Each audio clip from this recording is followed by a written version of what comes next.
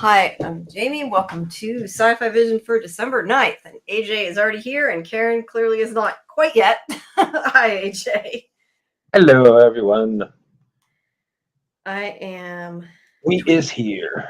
He is here, yeah. I do not have. I see the picture up yet. I didn't even realize I didn't yet. But I am getting there. My arm is killing me. I didn't know your arm could hurt from getting an MRI on your head.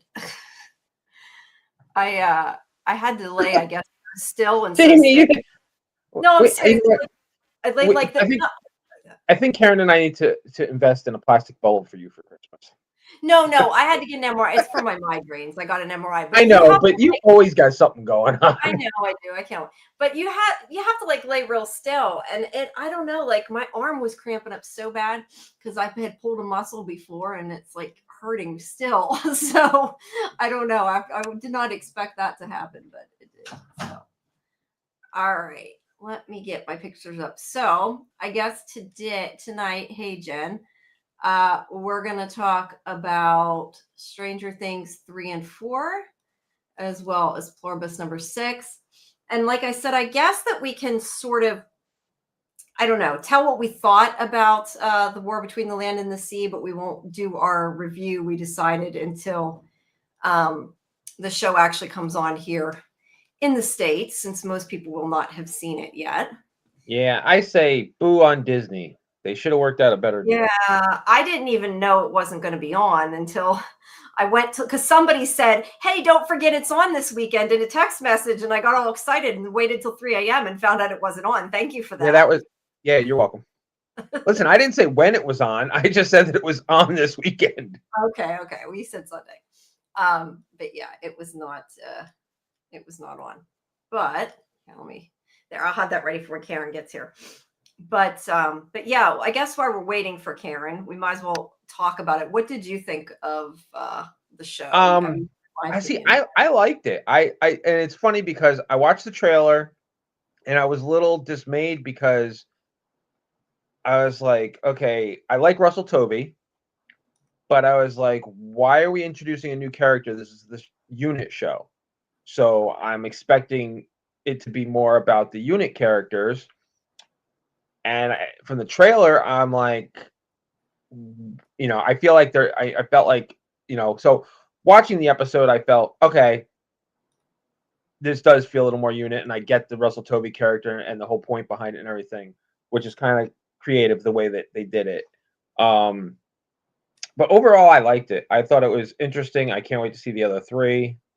Yeah, so there was 2 this week, 2 next week, and then 1 for the finale. So there's only 5. Oh, okay. I didn't even know how many there were. Yeah, there's 5 of them. But yeah, overall, I liked it. Yeah. What really what'd you think? Yeah, I really liked it too. I mean, I found it a little preachy with the whole, which, to be fair, it's true. I mean, we are destroying our environment. It's not like it's not true. But it is. But I saw the part about the preachy part, though. Have you met Russell T Davies? Yeah, I mean, that's his hallmark calling card. And it's funny, actually. I've seen a couple headlines and articles, people complaining about it, right off the jump. Which there's always going to be haters, but it's funny, the comments I'm seeing. They're like, when did the Doctor Who universe become so woke? Was one stick comment that I saw, and I thought, have you ever seen it? Have you ever seen an episode of Doctor Who? Yeah. I mean, Doctor Who as a whole, not just Russell T Davies, but I agree. I liked it. That was really my only comment, which isn't even actually negative, because I still didn't mind it. I just, I thought it was done. It was yes, it's preachy, but it is done in a way that's entertaining. It actually kind of makes you think. Yeah, it does. It makes you realize, like, that's what I said. Like, it's not untrue. It makes you realize that we really should pay more attention than we do. And maybe not, maybe it's not as bad as they make it sound like, to some extent, but it kind of is. But regardless of the environment issue, I agree. It seemed like at first it was less unit. I had already known that Russell Tovey was going to be the lead of it, so I wasn't surprised by that. But I did kind of question that. but I really liked it because I felt like it was our way into the universe. And without Yeah. spoiling for people who haven't seen it, I won't spoil, but to, he's there by accident. Let's just say he's not somebody who was expected to be a unit. And I think by doing that, it makes you feel like you became a part of it. And I really liked that way into it. Yeah, I think that's I agree. I agree. Yeah, that definitely. Yeah. Yeah, That being said, I do he's want more not units. he's not who it makes him look like. Like in the trailer, it makes him look like he's like a new Yeah. person in unit, and that's And not the case at all. Right, definitely. But I like that side of it. I think it felt more authentic. But I would like that being said, I do want to see more of the characters we're used to from Unit. I hope they come in more. I Yeah. also question if they have no intention of doing, I guess, more than like this mini series, because it does make me wonder that it's supposed to be a Unit spinoff, but it's not even called Unit. So like not even everybody realizes that unless they know Doctor Who. Yeah, And that's the thing too. That is my only complaint too, is I thought it was going to be more about the crew at Unit and maybe, get a little more backstory on them. I mean, we have, I mean, other than Kate, we don't really know anything about the other characters except for as they shuffle in through Unit, Yeah. So I mean, we've seen Shirley I and thought we Elaine, were going to but we don't know get some anything about more background on those characters and, in that way. I mean, and it's also not what I thought it was going to be. I thought like the whole Unit spinoff was going to be like, you know, just focusing on them and everything. And this is more of like, a special presentation featuring Unit.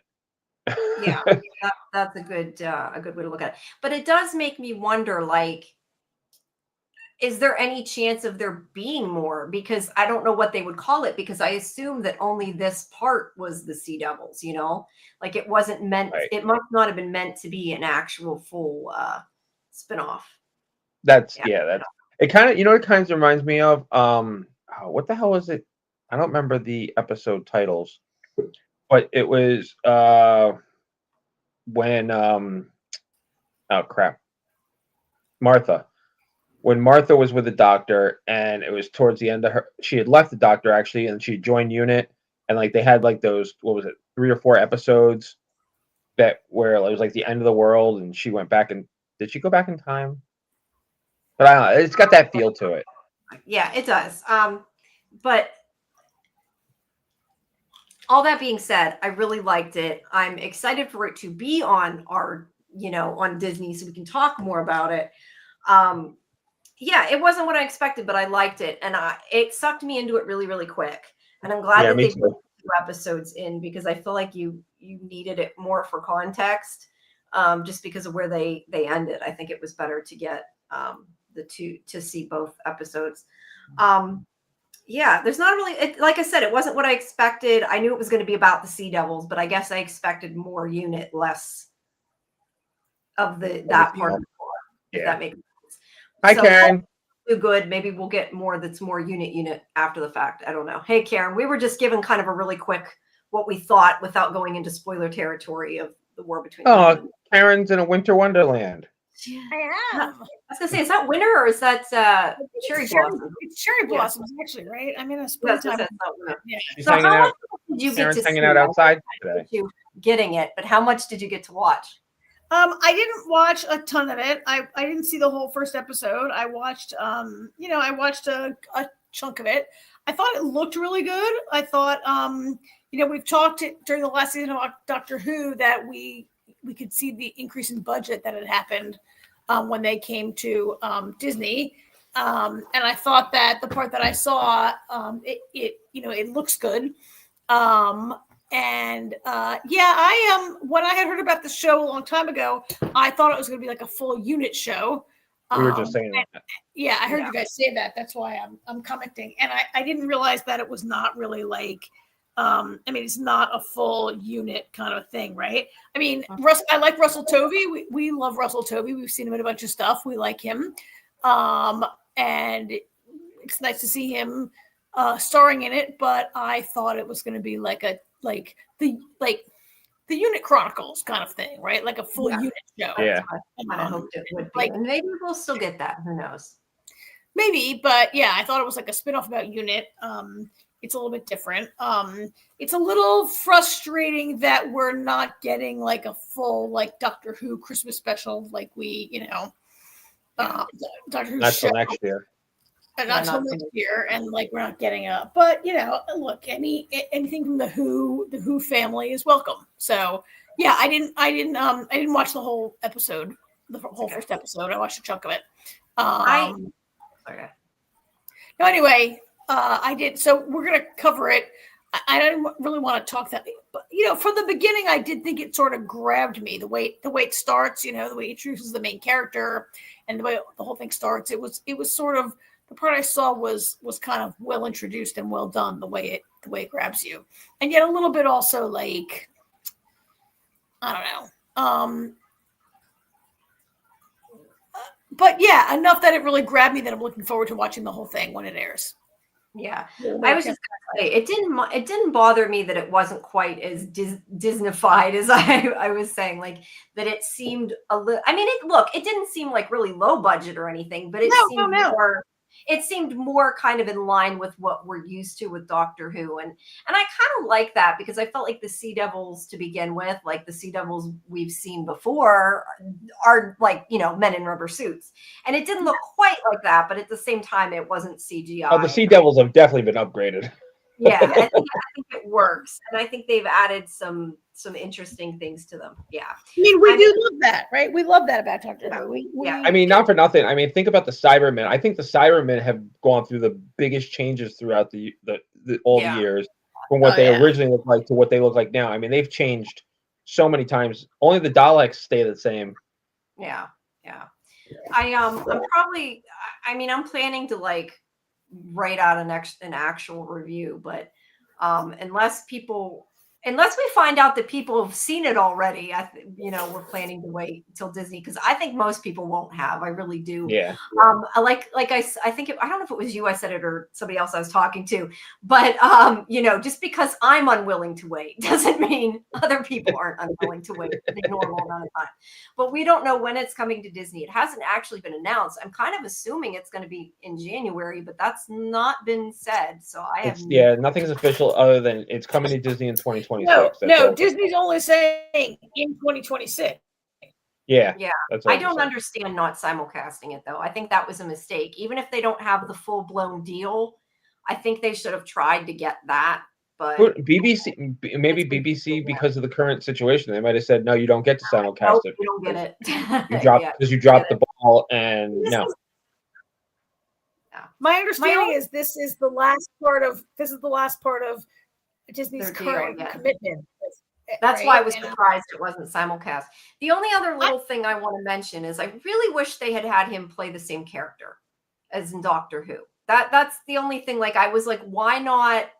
I don't know. I can't remember what happened to that character though. Maybe he might have died. Not the first time they've regurgitated I just would have liked him to have connected it in that way. Like if he had at least made maybe like an Alan Z joke or something, it would have been better. But other than that, it was okay. But looking forward to discussing it at length with you guys. Yeah, I don't like it not appearing simultaneously because it just seems to not be in the historical spirit of Doctor Who, right? Like when it aired on BBC America and wherever it aired before that on PBS or whatever, you always got it at the same time. And that was sort of like a thing for the Who community, right? And so I don't love that. I don't love this, like not split with the Who community. Yeah, no, I totally agree. But it is what it is, and hopefully it won't be too long before Disney picks it up. But it's not that long, so it might be done by the time they pick it up. I don't know, but we'll revisit it whenever that happens. All righty. So unless you guys have anything else, I guess we can move on to Stranger Things. And let us know too, guys, in the chat, have you seen it? Did you watch it? Are you excited for it to come here? Let us know what you think. I'm trying to get the other picture up. Sorry, give me a sec. Okay, there we go. Yeah, if the people want us to review it sooner, we will. But I think Yeah, we can. We just figured people haven't Yeah. really seen it except for us. So let us know, please. And we'll see how it goes. But in the meantime, we will talk about Stranger Things. So there's the wall of whatever you want to call it, egg sacks, or I don't know. I still think they look like egg sacks, but whatever the heck it is, the wall of grossness that I've I think encountered. it's just like a wall of Vecna. Yeah, kind of. Yeah, that works. Sorry. All right, I'm settled. Sorry, I was getting my. Okay, see, B and Jen haven't seen it yet either, so at least we don't feel like you're waiting for it. But yes, B says I haven't seen it. I'm not big into Doctor Who. It's a feeling. It is. You need to watch it. Go watch Doctor Who. Maybe start with some of the other seasons. But if you have HBO Max, yeah, you go to some of the other ones. all the new can't talk. All the new Who except for the last two seasons. All the Who with starting with Chris Eccleston is on Max. Yeah, I would say B. It's not a failing late. Some of us came to it late. AJ came to it the most recently of the three of us. It's not a failing. It's just prioritizing. Yes, we welcome you. We welcome you. It's worth watching and it's worth investing the time. That's for sure. Mm-hmm. All righty. Well, let's move on to. I would say to you guys as we get started, I did not rewatch these 2 episodes. I watched them at Thanksgiving. I did not have time to rewatch them because I had a bunch of whatever else going on. No, I didn't either. So I'm hoping we get enough from the pictures, but I think we'll be okay. We're doing our deep dive won't be till Thursday. So that is the thing I should mention. If you guys want to see us talk more in depth about all the things in these 2 Stranger Things episodes, make sure you join us Thursday night where we'll be doing our. Actually, I'm going back off camera for a second. I gotta get some Tylenol. Okay. I started physical therapy today, you guys, but it's made my arm a little sore. Yeah, I'm sure it has. But at least that means it's getting better if you're able to do physical therapy. Oh yeah. Anyway, jump in. Let's go. So yeah, this creepy wall. We find out later in the episode that the wall's around the whole thing, and it kind of makes me wonder if this. I'm assuming it's something that Vecna built, but like, is it to separate from other stuff there? I mean, because I do think that all the other stuff is in their heads, in his memory. Yeah, so is what the point of the wall is. I mean, I was incorrect in thinking that Holly was physically in the place and he was like kind of glamoring where she wasn't ever, whatever. We find out when Will has the vision that Holly is in the wall. And so she is in Vecna's head. And we kind of figure that out too once she meets Max. Are they actually part of the wall, though? I don't think we know exactly where they're at physically. Right Holly now. is because that's what we saw when we saw Will's memory. There was 3 kids aside from Holly, and they were. I didn't know they were getting, and they had those tubes force feeding them, like we saw with Will. In Vecna's world somehow. They're not in. Yeah, they're in his consciousness. Yeah. But yeah, we hadn't seen it, so we didn't want to spoil you there. But yeah, it seems like they're not physically there. So I'm not sure if they can somehow get over the wall or through the wall or something. What they're going to find, we just don't. We don't know that. Yeah, it's pretty disgusting. It is. Jen says, I believe they're in Dimension X and Henry's memories. Yeah, I definitely think they're in Henry's memories, but they've got to be captured somewhere in the Upside Down, right? Well, that's what I'm saying. According to Will's vision, they're part of the wall. Okay, so you took it that drawing was the wall. That's what I wasn't sure about, and I didn't take it that way. But I see that makes sense now that you say that. But I didn't. Well, but we see Will's vision though. Yeah, but it didn't look like the wall to me, is what I'm saying. Like, I know you didn't think so. Okay, I thought it looked like I thought it looked like the wall. Sorry, I said underground again. Just yell at me if I do that.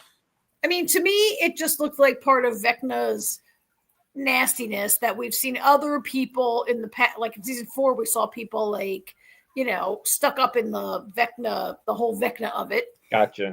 It wasn't clear to me that it's the wall, but they're definitely inside that wall, inside Vecna. Whether they're stuck to that actual wall or to a tree or to whatever, they're definitely stuck in Vecna land. Yeah, right? Somewhere in there. Vecna land. Vecna land. I like that. Jen says that sounds like a theme park. is the wall for the bridge, which is the outer layer of the Upside Down. That's interesting. Yeah.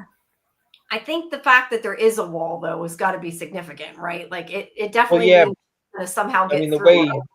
the way when Dustin was talking about it, at the center of it is the original site of the. Yeah, I mean, who knows? Maybe that keeps the energy stronger by containing it. It's hard to know, but she cannot break through it even when she tries. Let's see. B says, I didn't think it was part of the wall. I'm not sure where I think they are. Where Jen says she agrees with you and says, like Vecna's face all burned up and pussy from being burned by the lightning. Okay. Yeah. Pussy from being burned. Yeah. That makes more sense when I read it right. Sorry. Yeah. Yeah, there's somewhere in there. But I did like kind of the idea of it. It brings another element. So we also have these machines here, which are stopping Elle's powers. And I remember thinking, like, this is totally going to, I mean, it didn't, but I figured it would, that's going to backfire on them. And it still might. I feel like them trying to, to stop her powers, that something bad's going to happen and she won't be able to save them because they're, trying to stop her, and they should be worried about Vecna, but we don't know for sure whether they even know about Vecna yet. So, and it looks like if you go back to the picture of it, and from what all we saw, it looks like it's sound related, like it's sonic, right? Yeah. That's what I guess. Yeah. Some kind of vibration or sonic wave that she can't handle. Yeah. And then meanwhile, we have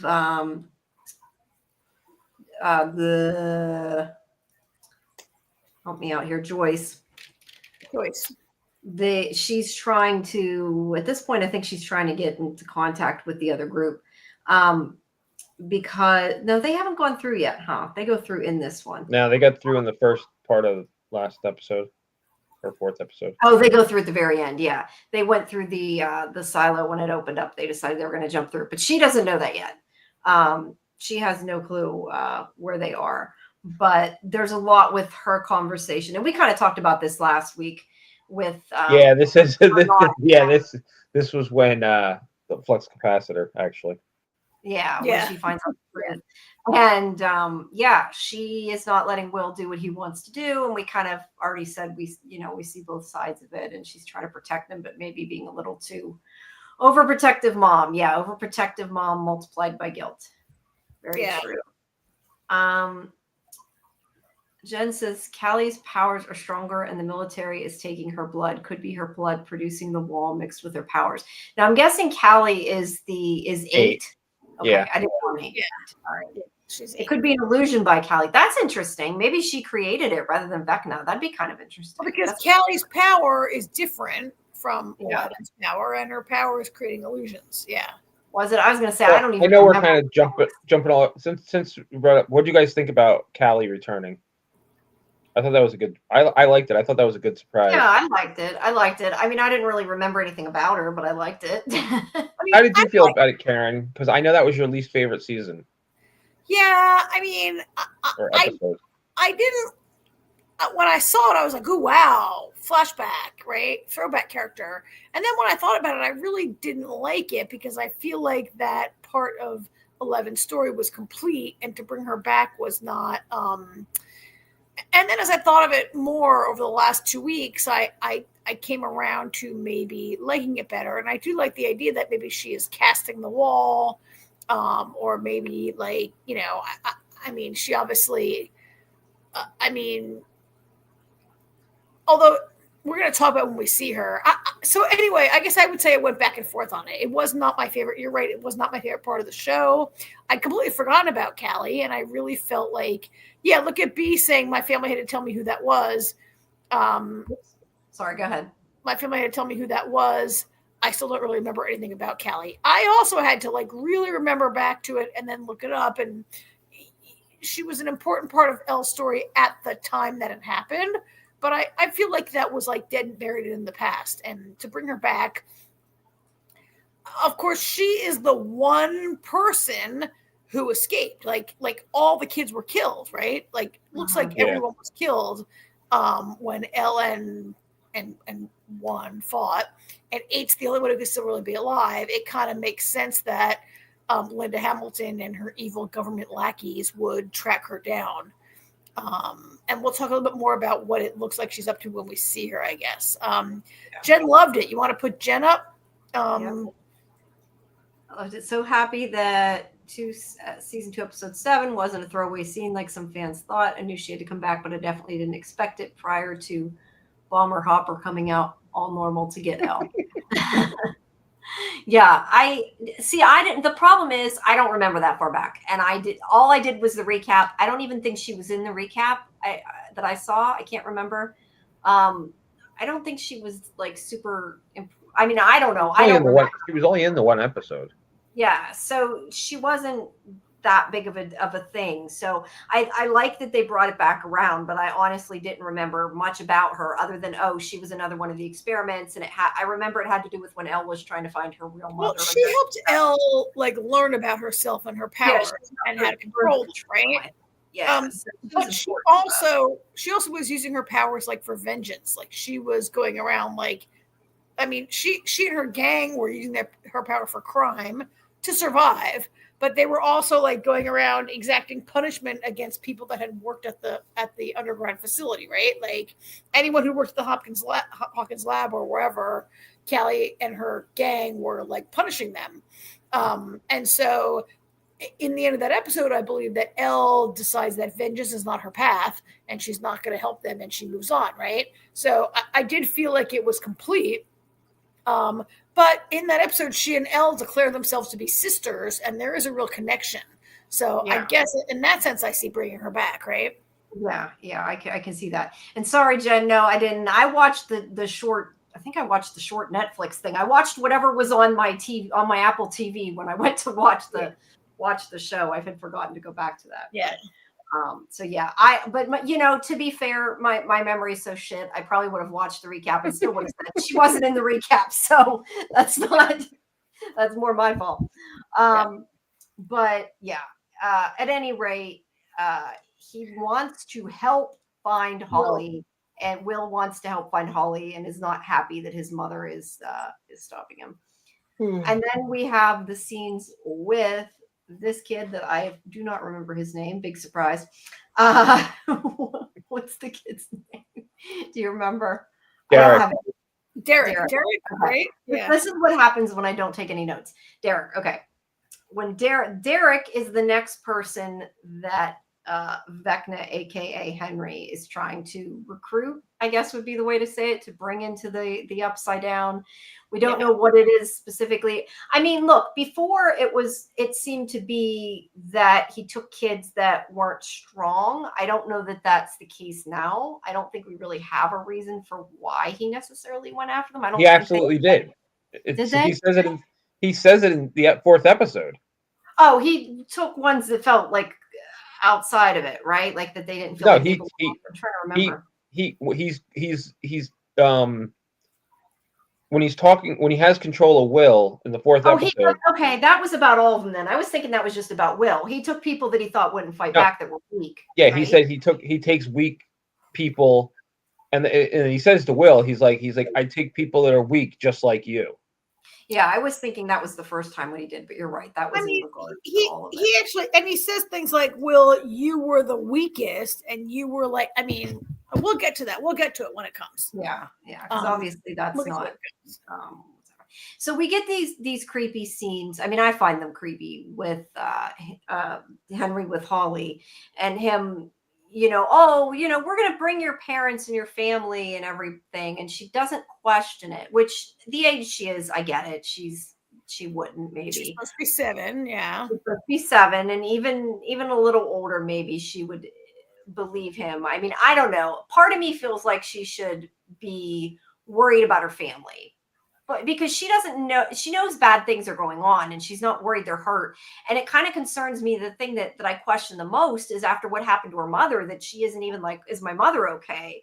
And that irritated me a little bit. Like, I get it, but at the same time, I kind of feel like I wish they had her question it a little bit, maybe. Maybe because she's in the dream world, she doesn't really like feel that. Maybe she doesn't remember it or feel that intensity. Yeah, maybe she's disconnected from it. Not in story world. Yeah, maybe. Can you go back a little bit to the picture of Henry? It's funny that we have talked so much about how the young actors have aged considerably and they don't look their age.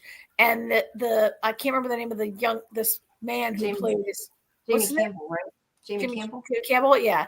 He has such a young look about him. And in this shot, I even wonder if he's like D8. Like he looks. That's what I was just gonna say. It looks like they made him younger because he looks he's like what, kid. early 30s, I think, something he looks like like a kid dressed as an older person, right? Yeah, he does. Very creepy looking. And, I'm disappointed in Holly because, the mid-'80s, stranger danger was a huge thing in the mid-'80s, and she's very trusting of Henry. Campbell Bauer. I was thinking he had 3 names. Jamie Campbell Bauer, not Jamie Campbell. Jamie Campbell Bauer. Who I loved also in American Horror Story and just has a young look about him. But I think he looks younger than he did last season when he was playing number 1 in the orderly in Hawkins' lab, right? He looks really, he's a young looking. It's just funny that all the kids look like they've aged and they've got this really ageless person. I do wonder though if they did de-age him a little bit here because he does look, I don't know, maybe it's just the way they did the makeup, but he does look younger in this scene than he did in maybe some of the other scenes. I don't know. But I think he's good as Vecna. I had never seen him. Now, granted, you guys are saying he was American Horror Story. I didn't see that. But I had not seen him play a villain before. I think he's good in this role, but I had only seen him in Shadowhunters. And, well, I guess he was technically a villain in Harry Potter, but not exactly. I mean, he wasn't like a bad, evil that they showed him being evil anyway at that age. So, yeah, but I think he's done a really good job as Vecna. He looks so young. He looks the same in Twilight and Harry Potter. Was he in Twilight? Jamie Campbell Bauer? Yeah, he was in Twilight. That's right. He was a villain. You're right, Jen. He was a villain. But he was like a pretty villain. No, he was a villain. Now that you said that, I do remember that. But I don't remember, like, he's much more like outright evil, I guess, I feel like in this. And I don't know. It stands out that he seems to play the villain well in this thing. But you're right, he was one of the bad vampires. I remember now. It's been a long time since I've seen that, and I think I've blocked out a lot of that movie franchise. To be fair, yeah, it was a pretty. I mean, in Harry Potter, he's the young Grindelwald, right? So he wasn't actually like. I mean, Grindelwald was bad, but we didn't see it as him at that age. We saw him being Grindelwald, the evil. Well, Grindelwald. he was not. Yeah, he had not really like grown up to be like that person, right? Yeah.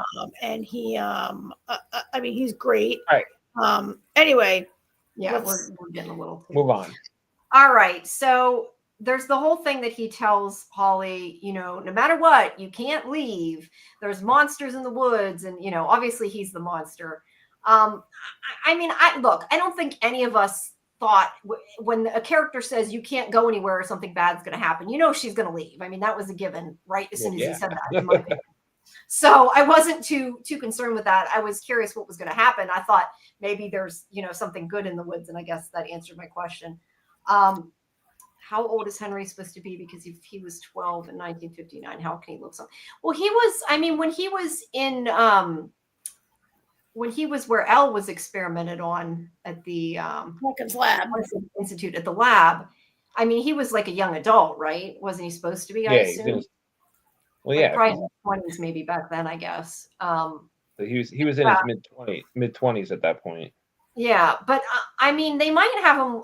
I would say maybe he looks younger here, though, even if it's intentional, just to make him more relatable to Holly, to the kids. That would be my guess. It doesn't matter. Yeah, if he was 12 and 59, I think he can present himself at whatever age, like, is attractive to the person that he's. Or maybe at the age that he felt the most powerful, right? If he was 12 and 59, he's born in 47. It is now like 87. He's like 40 years old. But I think he can present himself at whatever way he. Yeah. Well, this isn't a sort of dream world, memory world, whatever you want to call it. So it's not in the real world. So, and when they've seen him in the real world, he's not really there. So it's still kind of yeah. Hey, Dieter, I forget you're in a completely different time zone. It's like 10:30 at night here. You're saying good morning. I forgot you're over there. All right. So don't go in the woods. I'll be back. Here's your Barbie. Here's your Barbie. Yeah, Don't go in the woods. I'm coming back. Here's your little Barbie kit. Yeah, and we already talked about the whole age thing last week, so I don't think we need to really belabor that much. Yeah.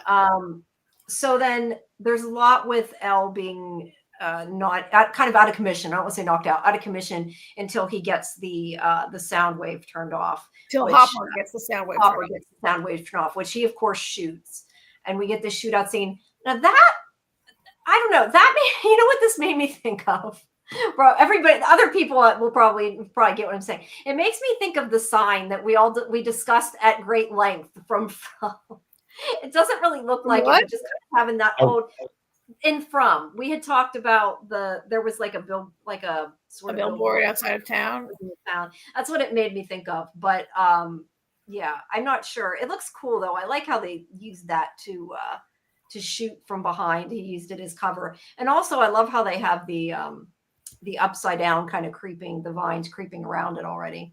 But yeah, that was just kind of his cover. How did you guys like this scene? This like lengthy scene of the shootout. I kind of liked it. I'm not sure that this show does shootout. Look, I think a lot of modern shows don't do shootouts that well, just because I don't like the way a lot of modern editing is done. With a lot of quick cuts back and forth, and you can't always really see what's going on. And I thought this was pretty decent. And I liked Hopper having to fight a little bit. With Elle being out of commission, I mean, we just saw a whole season of Elle out of commission, so I don't love her being down already, but it's episode 3, so of course she's not going to rise to her full power till the end of the season, right? And she's not down that long either. So. And I think, it kind of surprises me you say that though, because you're somebody who always says you don't want the characters to be like overly powerful where they can just beat everybody really easy. You're the one who always says that. I find that funny that you're saying I don't like an overpowered villain, right? Like an overpowered villain. But I think you said it before with superheroes too at times. Mm-hmm. So I get that. But yeah, she's not down for that long. And I think it makes sense that she has a weakness. Yes. And it makes sense they found it out. But like I said, I personally think they're going to use it on her and it's going to bite them in the ass. Even might happen in the next few episodes. I think that they're going to be in danger and like Linda Hamilton or something is going to go to turn it on and it's like her people and they need her, I've been meaning to ask, was it in this episode 3 or was it last week in episode 2 where we saw the soldiers take a pee against the wall? This one. Well, it's this episode, right? It was either in this episode or the end of last episode before the fight. I don't remember. I think it was in this episode that it comes into play because they mention it. Yeah.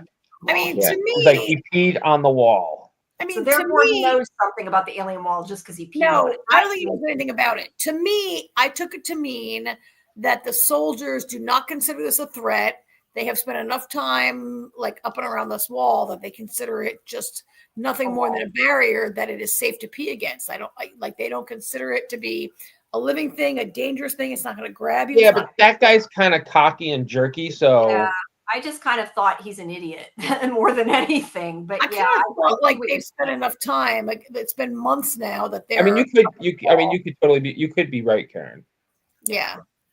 I mean, that's making an idiot. Like, who would ever consider that to be like a normal thing that you don't have to worry about? Like, he could be used to it and complacent and still be an idiot. Yes, right. Yeah. But it seems like the wall itself isn't dangerous. I would say is probably true for the most part, just because when they smash their car into it, it doesn't do anything to the kid. Yeah. So that would be my guess just from that. Yeah. But let's see. We go back to the kids. There's Dustin with his Kleenexes up his nose. Face, yeah. To the kids back in, I want to say back on Earth. They're all on Earth, but you know what I mean. Back in the right side up. Where they're still kind of trying to figure out what to do. They I must love go. that. I love that Nancy At still. the end of last episode, but if they're showing her in the right part, then they couldn't have went in till this episode. She's right? still wearing her candy striper outfit. They don't right? go. They don't go in until episode 4. Okay. I thought you had said they went in the end of 2. That's why I was confused. No. Okay, that makes more sense. There's a lot more. I mean, look, there's a lot more planning again in this episode, which I mean, I didn't mind. It works, and I feel like some of that you need. But we don't really need to I get think into their plan. I think the making a plan pretty much always works in this show, and I like how they always get out their little D&D men, and it always comes back to. I like that the show remembers to bring it back to Dungeons and Dragons. Yeah, bring it back to like where this started, and let's remember that they like kind of created Vecna. Like Vecna was like they named Vecna after their last campaign, right? Oh, sure. Yeah. Yeah. And the thing is probably Holly's little figure, whether it's a cleric or whatever we decided. Yeah. But that's probably going to, I think, become more important. I would assume that it'll probably give her more strength in the end. Yeah, I'm expecting that to do something too. So yeah, she uses her oven there. Then there's kind of like this whole montage of her acting like a little girl that again seemed very out of place because she's too old for it. But she's dressing up. She gets Henry's, I don't know what you want to call it, Boy Scout bandana. Bandana, I guess you could call it. This was kind of weird, right? Like, Henry, yes. For a minute. I mean, to her, I guess Henry's a hero. He's protecting her, I guess is the gist of it. I mean, obviously that's not the case, but that's what Holly thinks. She doesn't know any better. And then she gets this note. I kind of felt like that's maybe like Henry didn't say go snooping in my house, but she went snooping in his house and she took out this sort of the red bandana. I mean, I'm not sure if I took it as like what that's about. Is it a talisman that like there's part of me that thought like, is this maybe it'll have meaning later. Maybe. Well, part of me thought, is this like showing bravery on her part that she, is it that she wants to be like him? Like, why she? What I thought. We'll deep dive it harder on Thursday, but I was like, why did she take this? And how's Henry gonna feel about it when he sees that she took it? I kind of figured it was just she wants to be like him, and he didn't say. I mean, he kind of said, "Do whatever you want, just don't go outside." But yeah, did he expect her to nose around? Well, she is a 7-year-old girl. So he probably should have expected it, even if he didn't say it. Yeah. But maybe he thought she'd spend all day with her. I feel like as soon as he says, don't leave the house, don't go in the woods. She's going to go in the woods. You know she's going in the woods, right? Like, it's like he said it almost to make her do it. It's like, don't eat the ice cream. Don't in plot wise, it was kind of, I mean, he didn't want her to do it, but we need her to do it. He wanted her to do it. No, I think by saying don't do it is because he wanted her to do it. Oh, you think he wanted her to go out and find, or do you think it's a trap to find Max? I don't know if it's trying to find Max. I think it's I mean, I think he did it on purpose, especially since he gave her the radio. Yeah. I don't think he wanted her. I think he told her not to go. I think he was sincere when he said, don't go out there. There's monsters out there. Because he knows Max is around, and I don't think he wanted her running into Max. Yeah, I think it's interesting you guys saw it from the opposite point of view, because it could be really interesting if he did do it on purpose and he wants to. Yeah, what is he? Because he can't find Max. Maybe it's all a ploy just to I'm not sure what I do with Max. I think he wanted to look. He could easily bind her from leaving the house. It's all in his mind. Like he could prevent her from leaving the house. But here's the thing. Here's my whole problem. This is all in his mind. Yet he doesn't know what she's doing. Yeah. Does he not know what she's doing? That's why it's hard to wrap your head around the fact it's not really. Well, I think with what we see later on with Max, and they make this plan and everything, and she's like, "Tell me what to do," and she's like, "You need to go back to the house so that he doesn't know you were gone." I guess. I hated the Max stuff, so I can't wait to talk about it because I hated it so much. The Max stuff. Wow. But I really felt like as soon as he says, do whatever you want, but don't go. It's a typical fairy tale thing. Like every fairy tale, the genie or the fairy says, you can have all the riches you want, but don't do this. You can do whatever, but don't. It's like such a typical. Like back to the Garden of Eden, right? You can do anything you want, but don't eat that. I thought that this was a real, just like, I mean, she's living in a fairy tale house. In fact, a friend of mine was watching this and texted me and said, what's with the Little Red Riding Hood thing with Yeah. Yeah. I didn't think of that. Right? I thought it was very fairy tale, and I thought it was very like as soon as he says "Don't go in the woods," I'm like, oh, he wants her to go in the woods. I thought it might have been at the time. I thought it might have been a test, and that he might punish her for going to the woods. I just want to. Turns out to be different. Go ahead. I just wanted to bring up what Jen said. He put the radio in there on purpose. I thought I didn't know there was a radio. Did I miss something? Because that's why I'm going back. That's a boombox right there in that tape. I didn't see a radio. Or are you calling the boombox radio? Maybe. Well, it's a radio / but not like when she says radio. I thought she meant like a like a walkie-talkie radio. Yeah, I don't know. It never occurred to me.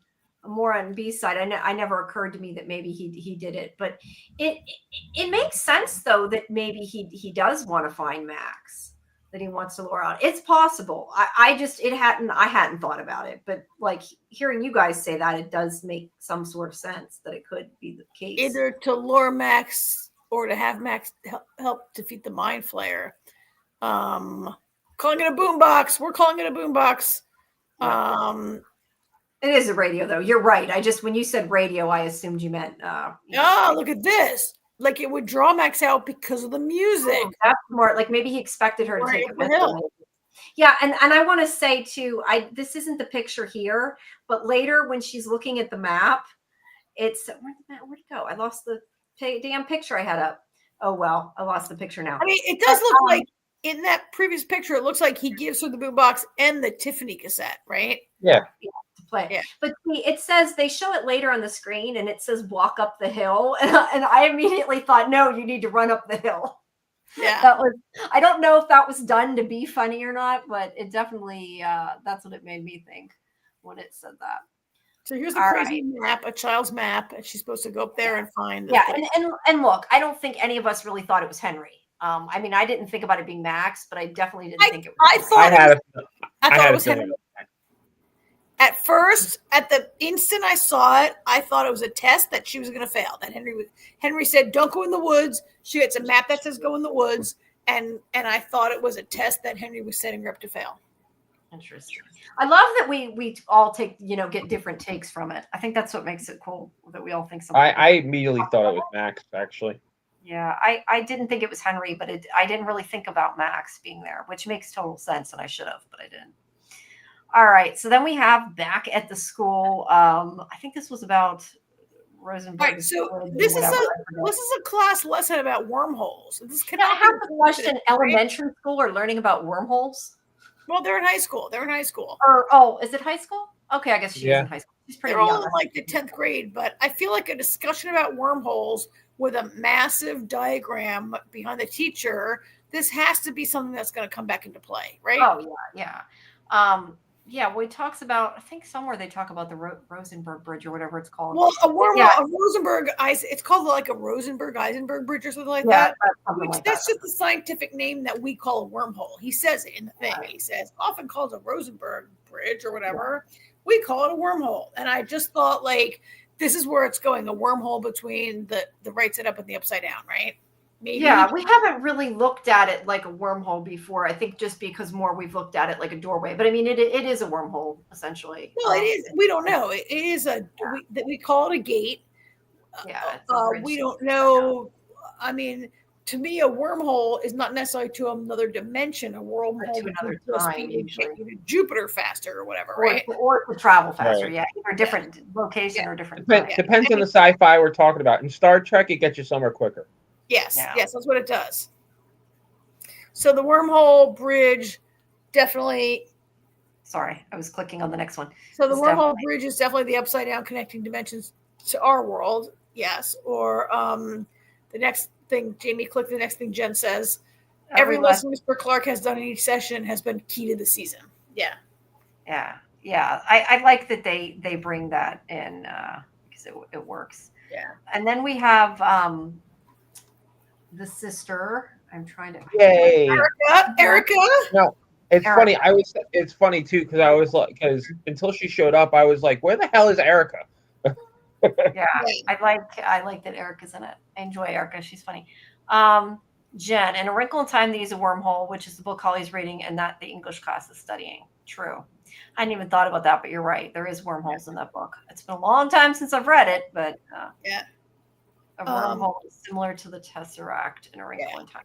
All right. So I loved Erica. So, I mean, Erica, one of the things I loved about Erica when she first was introduced, that she's so sassy and she's so young. And Erica is a character that I worry a little bit about being older. She wouldn't be as interesting. And she was just great in this episode. Yeah. Yeah. She still worked. Yeah. She's still. So there's this whole scene where they want her to trick her ex-best friend and apologize to her in order for them to grab the kid. And Yes. I also think it was great that they're playing with the idea of like the way high school girls can be best friends and then hate each other. And then like 2 seconds later, they're best friends. Like, this whole like back and forth silliness with high school girls and maybe boys, but being a girl, I get it. I love that. Yeah. Yeah, I do too. I think this was the conversation between them about her relationship, wasn't it? I'm assuming it was in this scene. Yeah. She was just like, friends can be different kinds. She doesn't really come clean, but she does have a discussion with Will. Yeah. That is sort of like her and Will have had some really great conversations over the second, third, and fourth episode. Yeah. And we expected that, but I like that. I think it worked pretty good. And then we have more of Murray. Gotta love Murray. Bringing Dustin something he's not too happy about. I forget what it was, but he wasn't happy. He didn't get all the things that Dustin wanted. Yeah. And he was a little bit get all the weapons. He's like, I'm smuggling things from the other side. Like, back off and make do. Yeah. Jen says Erica's best with her attitude and Vecna doesn't mess with her ever. Yeah, I don't think he's going to try to grab Erica. If he's looking for weak kids, I don't think he's coming after her. So we're not going to worry too much about her, I don't think. Yeah. All right. So there's a lot between Steve and Dustin here arguing. And I love when he drills the hole in his car. Poor Steve. Yeah. That was hilarious. I don't know. That might have been a little bit later in the episode, but it was still funny. Look at the back of that spectacular head of hair. Yeah. Yep. Yeah. And then we have... I'm doing it again. Sorry, guys. Her name is Nancy. Nancy is a good shot. And they test, what is it? They're testing the tracker bullet in the tracker, putting it in the gun. Yeah, because they think that because he was saying the tracker was going to break, and she's like, well, let's test it. And it didn't break. Yeah. And we talked last week about the ring, and did he ask for it or did Murray bring it? We had already sort of talked about that. I mean, now we see it again, which makes me worried about this ring. He asked for it. Yeah, I think he asked for it. I mean, I think he may have asked for it before he was questioning it, but I tend to think he asked for it. I don't think Murray would have come up with that on his own. I just don't see that happening. I don't see it. Yes. Yeah. And then we get the soldier who has been tied up because Elle is here reading his mind in order to find out about what's going on in the compound. And this is where she finds out more about Dr. K and also about the hidden door. And I like how they represent her going into his mind. But this was a very, I thought this was a very, I mean, she's not like, Hopper was like, I'm going to question him and you just listen to his mind and get what you can. And she's like, no. Elle like invades his mind. Like there's this way in which like Hopper is going to torture him. And then Elle kind of tortures him, right? Like Elle enters his mind. She enters his mind in like kind of an abusive and violent kind of way, right? Like she's torturing that guy, right? Like, did I read that wrong, or did you guys feel like? No, I mean, I don't think she was doing it to torture him, but she was she torturing him? I think yes. I think she was like, I definitely think she was like, I'm going to cause him pain till he gives me the right answer. Like, I do think that she was like, Hopper was like, I'm going to do it, you don't, and then she does it because in the end, Hopper's like, what the fuck were you doing? What did you just do? I think Elle was like, I think Hopper was a little bit like, do as I say, do as I do. And I think Elle was crossing this line that Hopper didn't want her to cross. I think that's how I took it. No, that's interesting. I just kind of felt like she was pushing it to get what she wanted and didn't care if she hurt him. I didn't Okay, necessarily. but how was that different from like torturing a person to get what you Well, want? no, but what you're saying, unless I'm misinterpreting what you're saying she hurt him on purpose because she wanted to hurt him. I thought she just didn't care whether she hurt him. She wanted to hurt him to get her aunt. She didn't hurt him because she's a sadist who wanted to hurt him. That's what I thought you meant. I thought she hurt him to get the info she wanted. She wasn't so like a Henry that's like, let me abuse people. Which I guess is kind of the same thing Hopper was doing, I guess, if you look at it that way. I think it was the same thing. I don't know. I mean, I don't know. AJ, how did you do that? And I see what you're saying. What do you think, AJ? Do as I say, not as I do. Yeah. I was thinking about when I was watching this, the fact that the one thing about this show that is kind of surprising is that they do especially with Elle and the kids, like they do condone violence. Not that it matters, but it's just in a lot of shows, they'd be like saying, we'll try not to kill the person. We don't hear that very much in this show. It's the 80s. They don't say those things yet. Oh, that's true. That's true. Either way, she gets what she wants out of, part of it. She doesn't get all of it, I think, because he just doesn't know. But she gets the doors there and gets the information she needs. But Hopper's not too happy that she pushed her way in. And then, so Holly eventually does venture into the woods. First we're switching to the other household to see Derek and his family, and they're trying to get him to protect him. They're going to kidnap him. Well, they believe he's the next kid that Vecna's going after, right? Right. And we have Erica's sob apology in order to get on her good side and get her way in there, which I loved. That was great. And then she starts arguing with the girl because the girl don't want the pie. And she's like, "You're going to eat the pie," because she had to drug her. I thought this whole scene was good. I enjoyed this scene. And I loved how earlier they were like, "Erica, help us. And she's like, no, I won't help you. And they were like, well, when we're done, this girl will never speak to you again. And Erica's like, oh, I'm in. She's like, wanted to piss her off. Yeah. So the girl's flipping out, call 911. Instead, she's like, nope, you're going to get injected. She told you should eat the pie. Yeah, you should have eaten the pie. So they do grab the kids. Let's see. Golden Child says they gave us cap guns and bubblegum cigarettes in the 80s. That's a good point. They did. I love those cigarettes.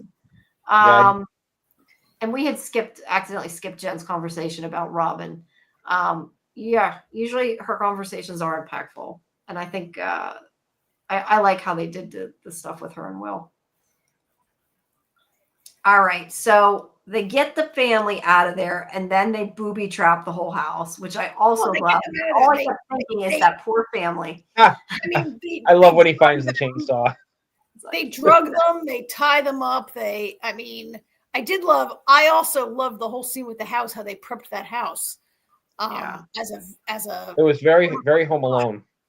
It was. Oh, it was. Yeah. But I kept thinking that poor family, they're going to have no house to come back to. But then again, being alive, I guess, is a little more important. But yeah, they cut this. Look, I don't know that it's possible they could have cut the hole the way they did, but it's still great. Regardless. I agree with you. But it's a very 80s kind of thing, right? And I also love that. I mean, I guess I kind of like that. Jamie, you mentioned last week and you mentioned tonight about how when they're planning, I don't need to see that. And yet I feel like we have seen these kids advance from being like a whole season of what should we do to a season of being like, these are seasoned monster hunters. And they're like, this is what we're going to do. Let's do it. Yeah. And it doesn't bother me. I think it works. It's just surprising that it works, I guess. Yeah. But yeah, so the plan is they're going to lure the Demogorgon into the house so they can trap it. At least that's what they think. That's the plan. Yeah. And they're coordinating with the rest of them that are back in the barn. Prevent it from grabbing Derek, right? Yeah, that's the point. But it comes in and look, it's like you said, it's kind of like Home Alone. I loved them, giving it to the Demogorgon and it getting knocked down and catching on fire. It was great. They have no house left, but it was great. I don't know. How did they think they were going to stop it though? Did they? I guess they didn't. They just wanted to get Derek out of there. Like, I'm not sure. They weren't trying to stop it. They wanted to track it. Oh, that's what they wanted to track it. They wanted to trap it. They're going to shoot it with the tracking gun. See through. I mean, they want to save Derek, but they wanted to trap it, so they can see what it. Yeah, I forgot about that. Look at that great antenna on that walkie. That is some crazy antenna action. All right, so Derek wakes up. I love Derek. Yeah, he's like totally. Which look, he would be flipping out. I mean, it makes sense that he's scared and mad and everything else. A little shit though. He is a little shit, but I think you're supposed to dislike him. He's a little shit. Erica hates him. He's a little, but by the end of these 2 episodes, I do like him, and I'm rooting for him. Yeah, me too. I love when he's smacking everybody with a ruler. Yeah, or the stick or whatever he has. How am I like spilling stuff on myself? Hold on. Rule on yourself, Jamie. No, I dripped. The lid on the Gatorade apparently wasn't as tight as I thought it was, and when I shut it, it didn't shut all the way. So now I'm all wet with Gatorade. So yeah, he is a shit, but he should be upset at this point. And I think this is where Will is seeing through the eyes of the Demogorgon again. Well, he's sensing that it might be coming, right? And he's like, "You need to listen to us." You know, the kid's not listening, not surprisingly, and he does try to run away. But that's That's a great shot. That is how Winona Ryder has looked for like the whole season. Yeah, that's the oh shit face, right? I mean, pretty much. I like Jen's comment. Derek, yeah, it's a delightful Derek. Delightful Derek. It is. All right, so before the end of the there's where it says walk up the hill, and I was like running up the hill. That was awesome. They should have played it there, like just really low in the background. It would have been fun.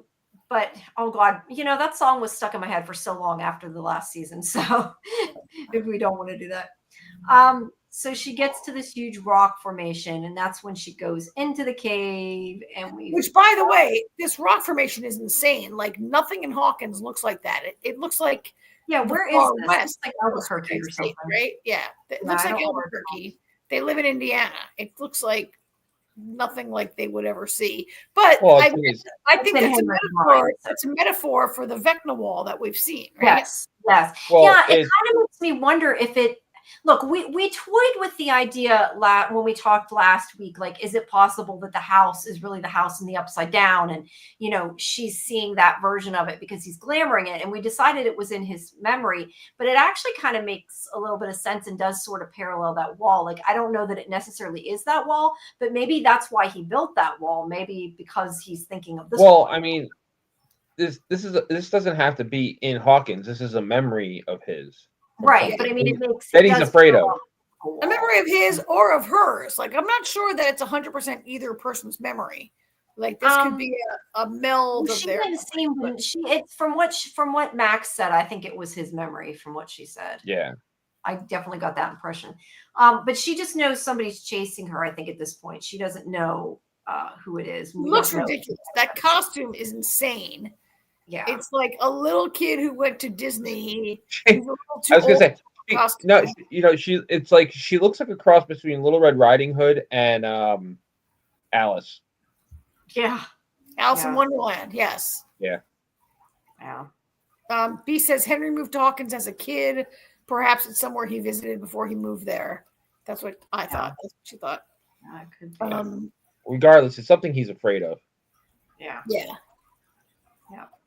All right, So she's like climbing up this place. Now back to little Derek. Now we're in the second episode now. So yeah, Derek is very brave because he doesn't know yet what's going on, and he does try to run away as soon as they give him the opportunity, which I think we expected. And he's not listening. But then the Demogorgon comes, and of course he suddenly starts listening. Switches really quickly. Yeah. Now we have Will again seeing through the Demogorgon's eyes, and I think it's in this episode he says something like that he saw simultaneously his mother defending herself and being attacked, or something to that effect. I don't know. It's a little hard to. Yeah, but he was also saying he was starting to feel what the Demogorgon. Not only seeing it, but feeling what the Demogorgon, and like kind of like he was controlling it a little, like. I mean, he definitely feels its pain that we see here, and certainly by the end of the when he whacks it, feels its pain. Yeah, he ends up on the ground in pain. So yeah, he definitely feels it getting hit.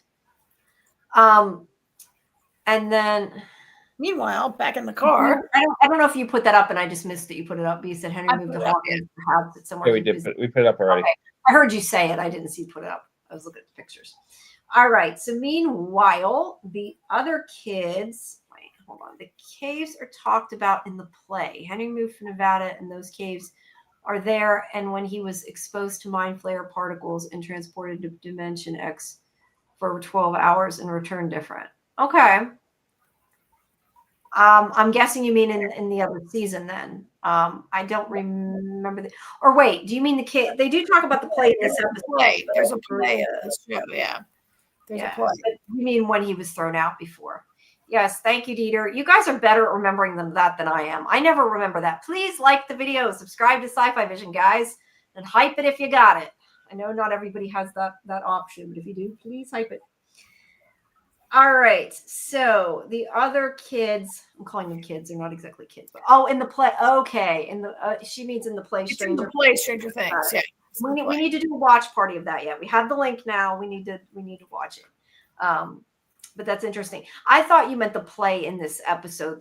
No, the play of Stranger Things. Yeah, that's cool because it's kind of like a prequel or whatever. So that makes a lot of sense. But they see the Demogorgon rip apart the silo there and make a hole in the universe and through a gate. Yeah. Yeah. Oh geez, why do I want to call him Harry now? Steve. I don't know where I got Harry and Henry from. Henry. Okay, Henry's Henry. Harry. Steve. Yeah, that's cool, Jen. We do need to watch it. I think we need to do a watch party. Maybe before the new one comes out, we'll have to watch it. Right. But Steve is like, we can make it. And then he says this whole thing about the soft inside the candy bar or whatever his analogy about that. And they're going to try to make it through. Will has some more visions. I just left that in there. Some of these we don't need yet. And then there's this whole thing where the soldiers are going around the town, picking up the kids that are, I guess, of the age they think might be. So I didn't really get this right at first. I didn't either. Yeah, I'm like, why are they thinking about these kids? I'm like, how do they know what Henry's up to? Like, this was the first indication I had that they know what Vecna's up to. Like, to me, it wasn't clear that they even know Vecna exists, right? And now, like, our kids are after saving Derek, and suddenly the military knows that kids are in danger. Like, do they know it's because because technically Holly, Derek was kidnapped. Well, they're taking kids of a certain age because Holly and then 3 more kids would take. And Derek. Oh, because like Holly's not the only one. Like 3 other kids were. There's 4 kids total missing right now. Yeah. So they were rounding up. So they were rounding up all the kids of that age group, so that Vecna couldn't get. Vecna, or it's possible they might still think it's 11, right? They think 11 is. All right, yeah, they think it's 11. They think 11's doing it. Jen's pointing out Mr. Watson appeared to them. Yeah, appeared to the ones that were taken, but they take all the kids, whether they. But yeah, they don't know about Watson. So they just taken all the 7-year-olds. The military does. All our cast has 11. They're all 11-year-old actors playing 7-year-olds, apparently. But yeah, right. Hey, Scarlett, thank you. And yeah, if you guys. Like I said, if you see the hype button, please press it and like and subscribe. Scarlett.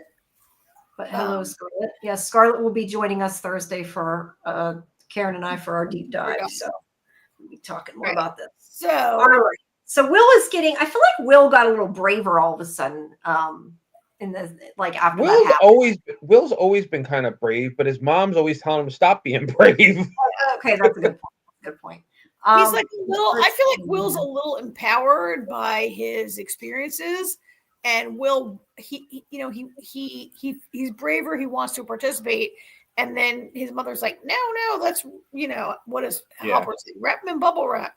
Yeah. No. Yeah. Definitely. All right. So he paints. This is where he says that the kids are there. Now, see, this is why to me it didn't look like a wall. This to me was reminiscent of where we saw Max before.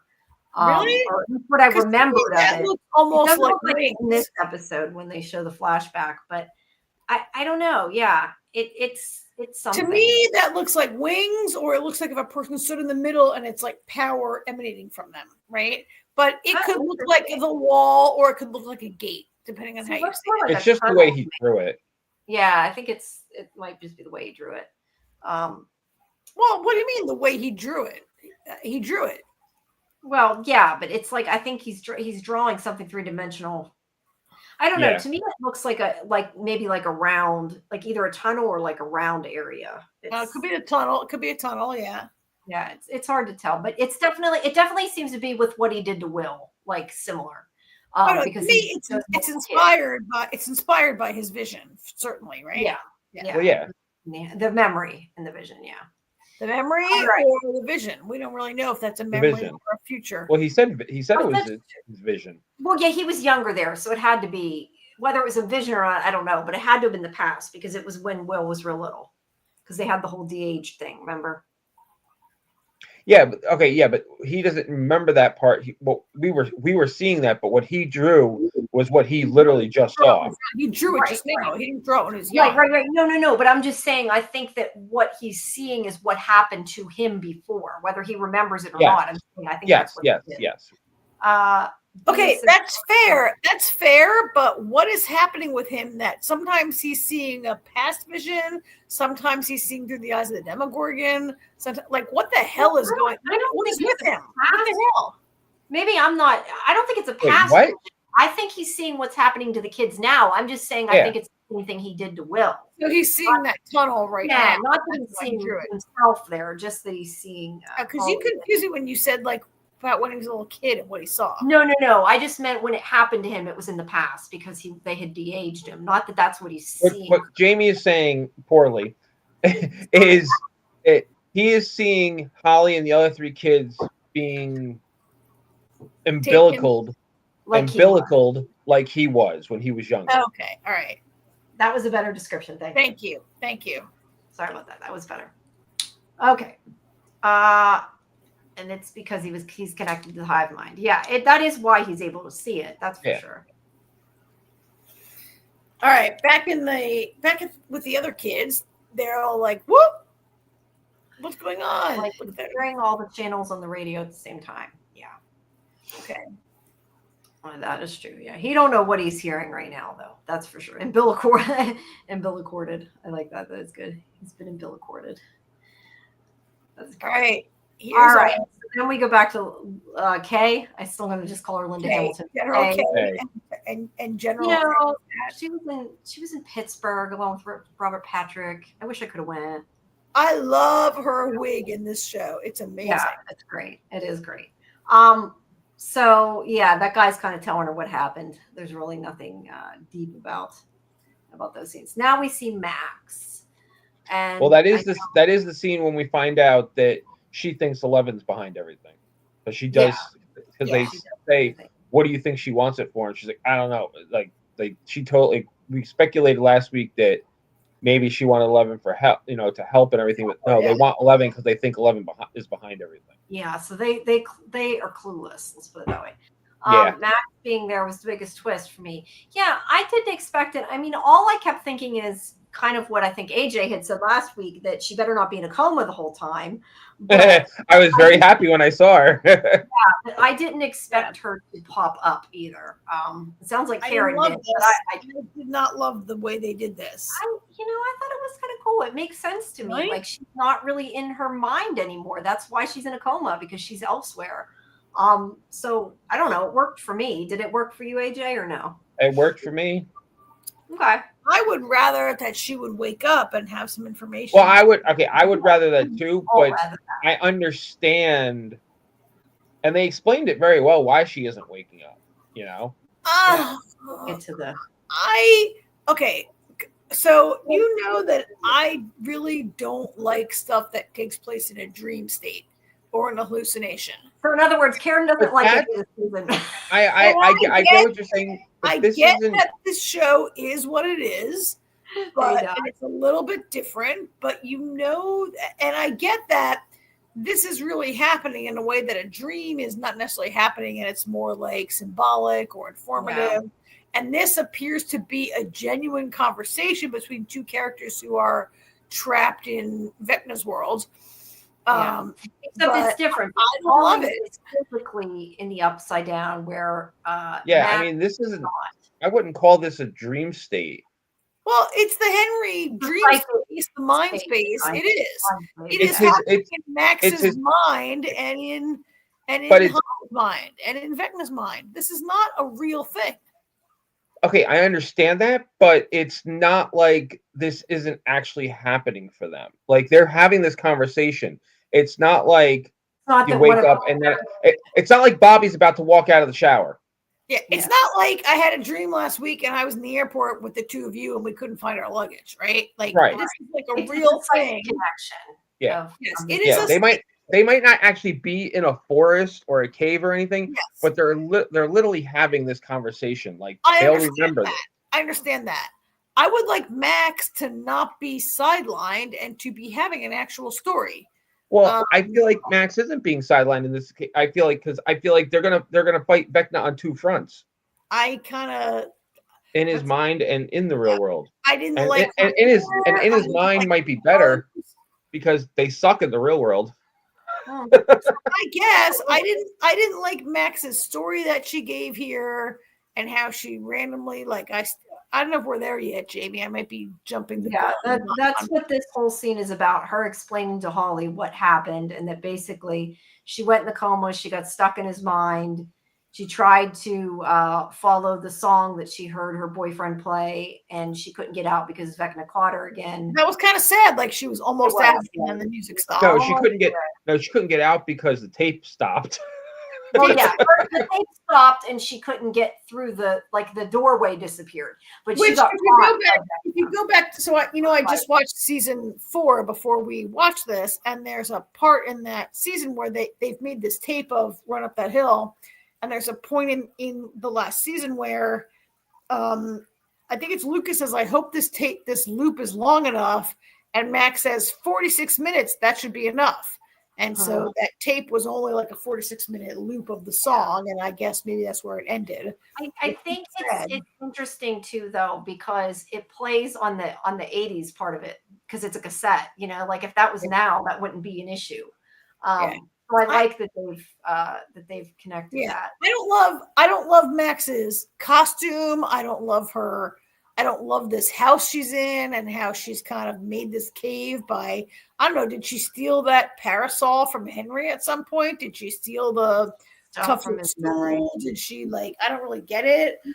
I just didn't really like this. I didn't like the way they presented Max and all this. That's fair. But it's better than wearing a little Red Riding Hood dress. Yeah, Blue Riding Hood dress, you mean? But yeah. B says, I've been calling this place Henry's Memory Vault. All right, I like that.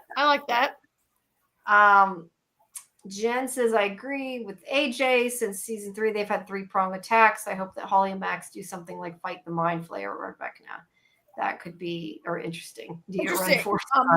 Yeah, they need to go a little faster. Interesting to hear what Jen said. Do we all expect to see the Mind Flayer again before the end of the season? The Mind Flayer sort of has been by the wayside for a long time now.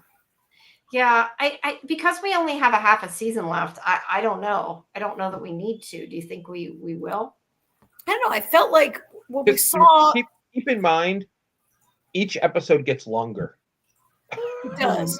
By the time we get to the New Year's episode, it's going to be like 2.5 hours long. I think it says it's like 2 hours. And I feel like when we first saw Henry, the whole thing where 11 shot him into the upside down without intending it, and he goes in there and burns. I feel like he met the Mind Flayer down there. Did Vecna create the Mind Flayer? Or did the Mind Flayer create Vecna?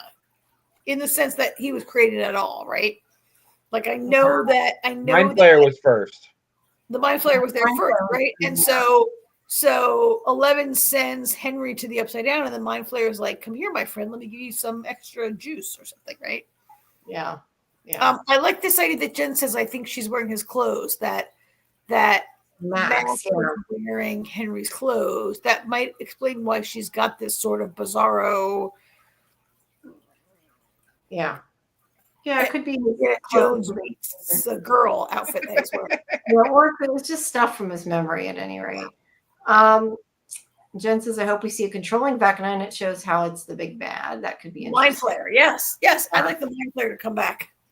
I just don't know. I just didn't know if we had time for it, but I guess we do. We'll have to see.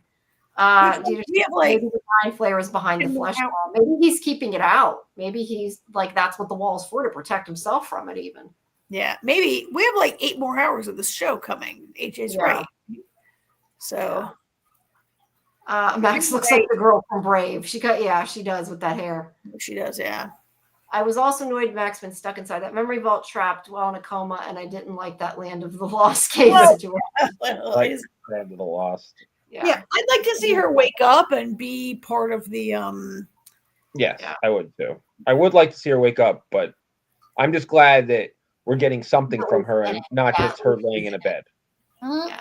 Jen says the Mind Flayer was there long before Henry. Yeah. But yeah, I would say that probably the Mind Flayer, I guess, contributed to Harry to. Oh yeah, yeah, for sure. Yeah. All right. So she tells her about the memory and about like the Westworld scene of the whole episode. I know that's it does. But yeah, she tells her how it looks pretty, but she's stuck in this memory. It looks like Westworld, and you also can't leave because you're made by a computer, and someday you'll go through to the other side. Yeah, that is cool though how they show them on the cliff and everything. Yeah. But yeah, we'll go deeper into the memory on Thursday. The memories. This actually almost looks like the if you go back, it almost looks like the Universal Studios Wild West town a little bit. It does. Yeah. Or kind of Westworld a little bit, like the start of Westworld, like they're building it, Yeah. So they are still making their plans, trying to beat. So do you look right now they got rid of the. So Lucas, see Lucas with his hair and his uniform, his clothes. It almost looks like a superhero outfit that he's wearing, doesn't it? It kind of does. It looks like I don't know. It makes me think of like a baseball jersey, but well, I wonder it looks like I wonder if that's intended to be superhero-ish or if it's just 80s like nonsense. I don't know. The way he's standing, it definitely looks like it. It's just, and I think it's just the way he's standing too. Well, and the neck, the way the thing is around his neck and the waist and all, it looks very. Yeah, it does. It does. All right. So meanwhile, we have more of them going to break into the compound, kind of interspersed with their conversation. We do also get Max's flashback and her saying how she was thrown into where he killed everybody, where Henry killed everybody. I liked her flashback. Yeah. Yeah. I like how she was stuck. I thought it was interesting that it shows Henry going back to Henry's like memories, whether that's Henry's best memory, his worst memory, like he's bringing Max into his own memories. It's instructive that we understand what's going on, but also like, why would you bring Max there? Right. Maybe just to drive her crazy. We don't know.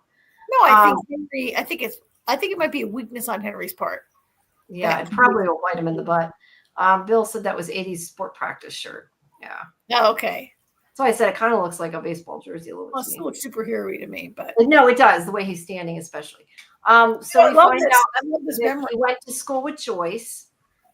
So he's actually, that's the other thing too, is he was a younger student though in these flashbacks, right? He was supposed to be a lot younger than her. Well, here's the thing. If Henry was 12 in 1959 and that makes him born in 1947 and makes him like 40 something years old in the 80s, that makes sense for Joyce's age, right? And Hopper's age. Like, I don't know if it's perfect, but it makes sense that Henry could be around the age.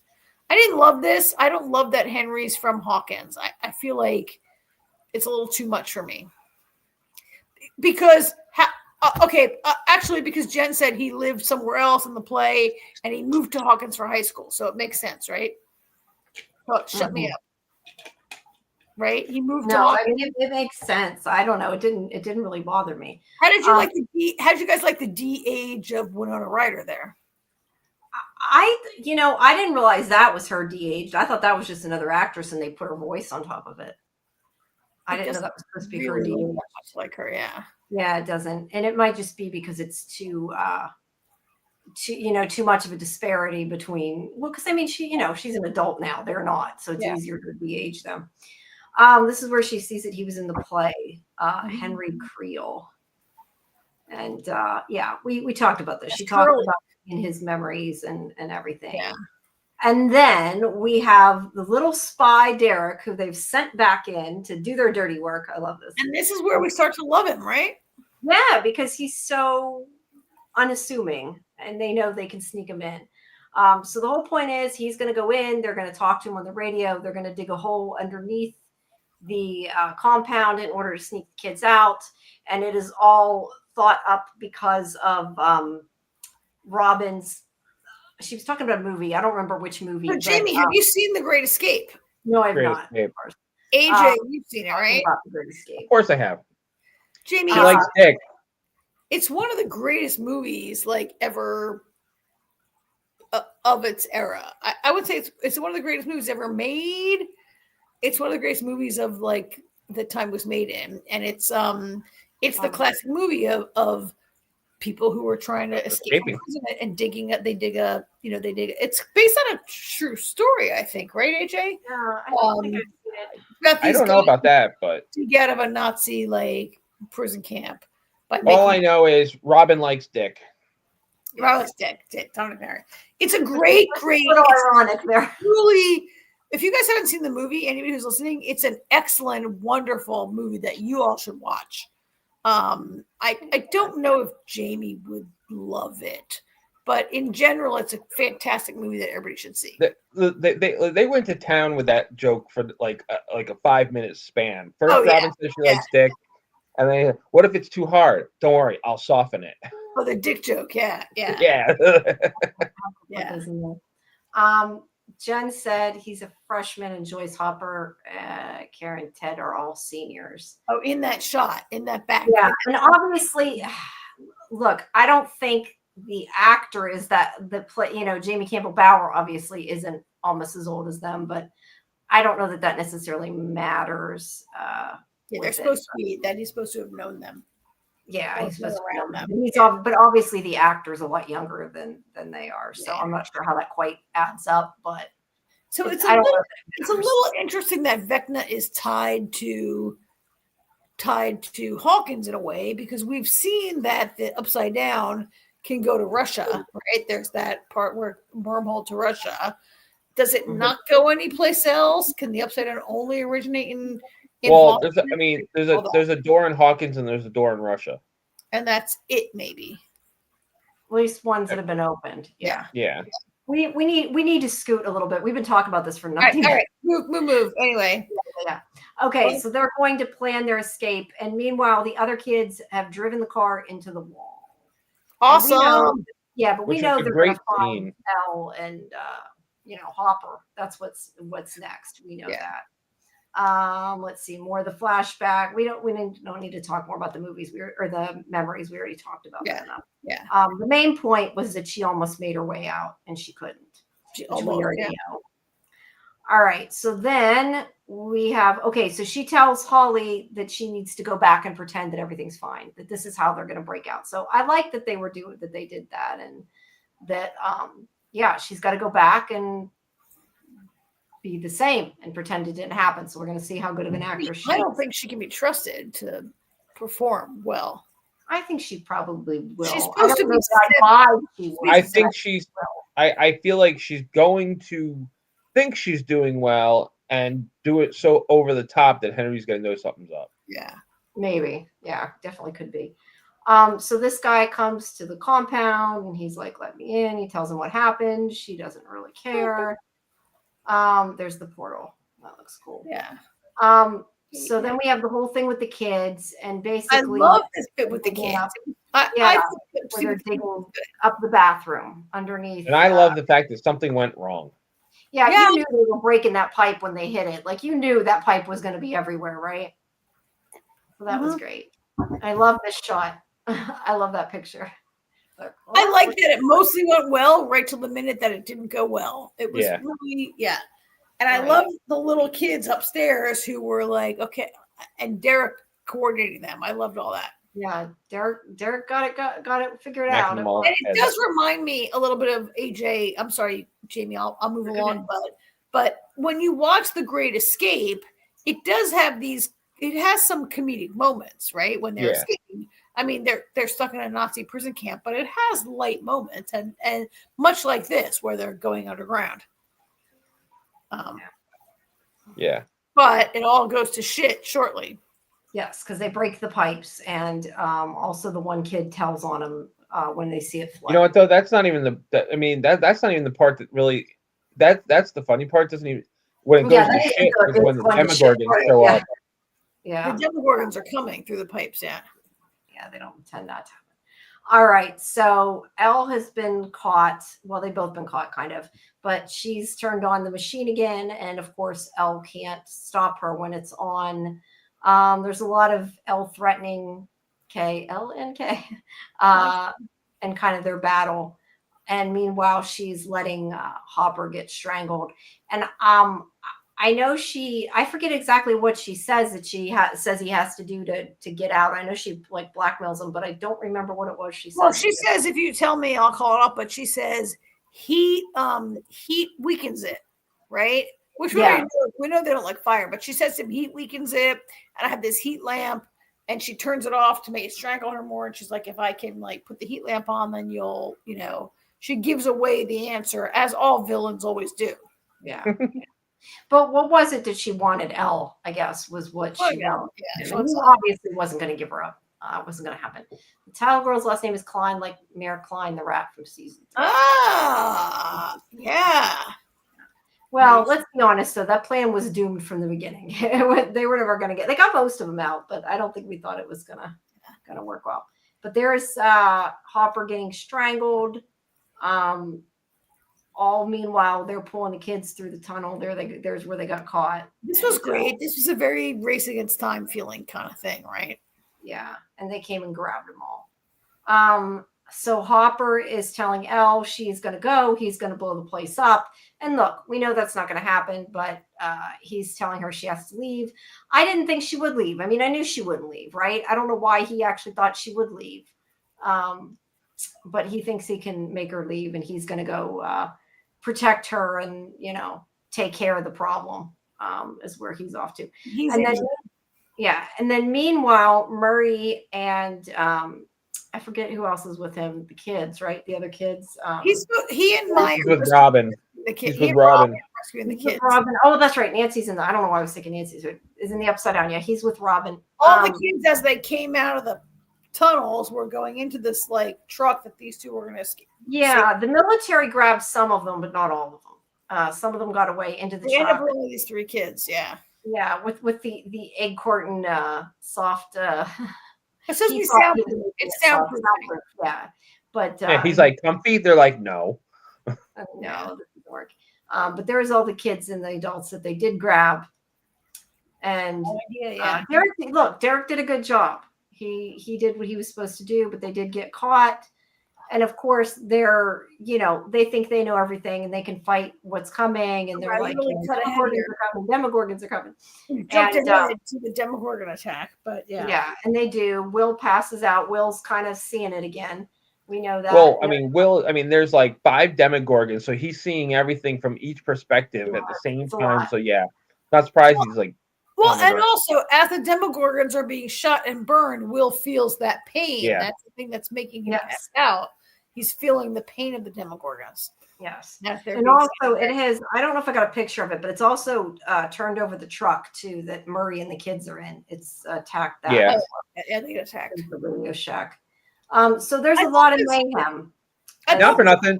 That was Murray's fault. Yeah. The truck going on his side, that was Murray's fault. He's trying to shake the Demogorgon loose, fine. But you turn a truck that sharply like that, and you're going over. We knew it was going over. Exactly. Yeah. I thought the scene was good and bad. So I thought, they're fighting in town. I thought that all of the facades of all, it looks really like a fake town. It looks like all facades only. It does not look like any sort of a real place where you see the radio. I loved it being a Radio Shack. I just thought it all looked really shitty. All of the I agree, it does. Right? It does not look, they did not put money into they put all this money into the Demogorgon, which looks fantastic. They had no money for the set. Maybe they didn't want to destroy the set, but still, I think they could have made it look a little more like an actual town. That is terrible. The set is crap in all this. It is. But yeah, he's seeing everything, and then meanwhile, Elle is back at the ranch. Elle is seeing there's a gate inside which is news to us, right? We didn't know there was a gate inside the office. Yeah, I was thinking. I'm not surprised. There was somebody inside the gate, right? That little person inside the gate. Wait, gate? Wait, well, hold on. What do you mean a gate? This was on the street, isn't it? I thought this was on the street. That's on the street. It is on the street? Okay. All right. Yeah. Okay, that's what I thought. Okay, you're confusing me. So that's the original gate that we've seen all along. Yes. All right. She finally gets through the door, and this is where she sees 8, who it looks like, I guess, is being trapped behind there. It's not her head shape for some reason. Yeah, because they have to do that a lot on the show for some reason. Yeah. And they have all these the sonic things set up in order to control her. Let's see. B says that set is built up about 13 feet, and the rest is basically green or blue fabric, so they can add the rest in CGI. Yeah. That makes sense, but they should have done a better job. They could have put a little bit more money into it. Yeah. There's the tattoos to remind everybody who she is, what number she is. And she's like happy to see Elle. And again, I'm not sure how I feel about that. Like bringing her back and not bringing her back. We'll see how that goes in the next episode, whether we all. Yeah, I don't know. It didn't really bother me, but like I said, I really don't remember much about her. So Vecna has come through. Everybody is trying to kill him. There's the truck. So this is his first appearance, and he appears to be at full strength or even more strength than last we saw him, right? Yes. But everybody is in on the fight, even in the tunnels. There's Lucas. Loved it. Yeah, they're coming out everywhere. I always like a fight in a tunnel. I like the claustrophobia, right? Yeah. So this is one thing I didn't like. You guys know that I always complain about an overpowered villain.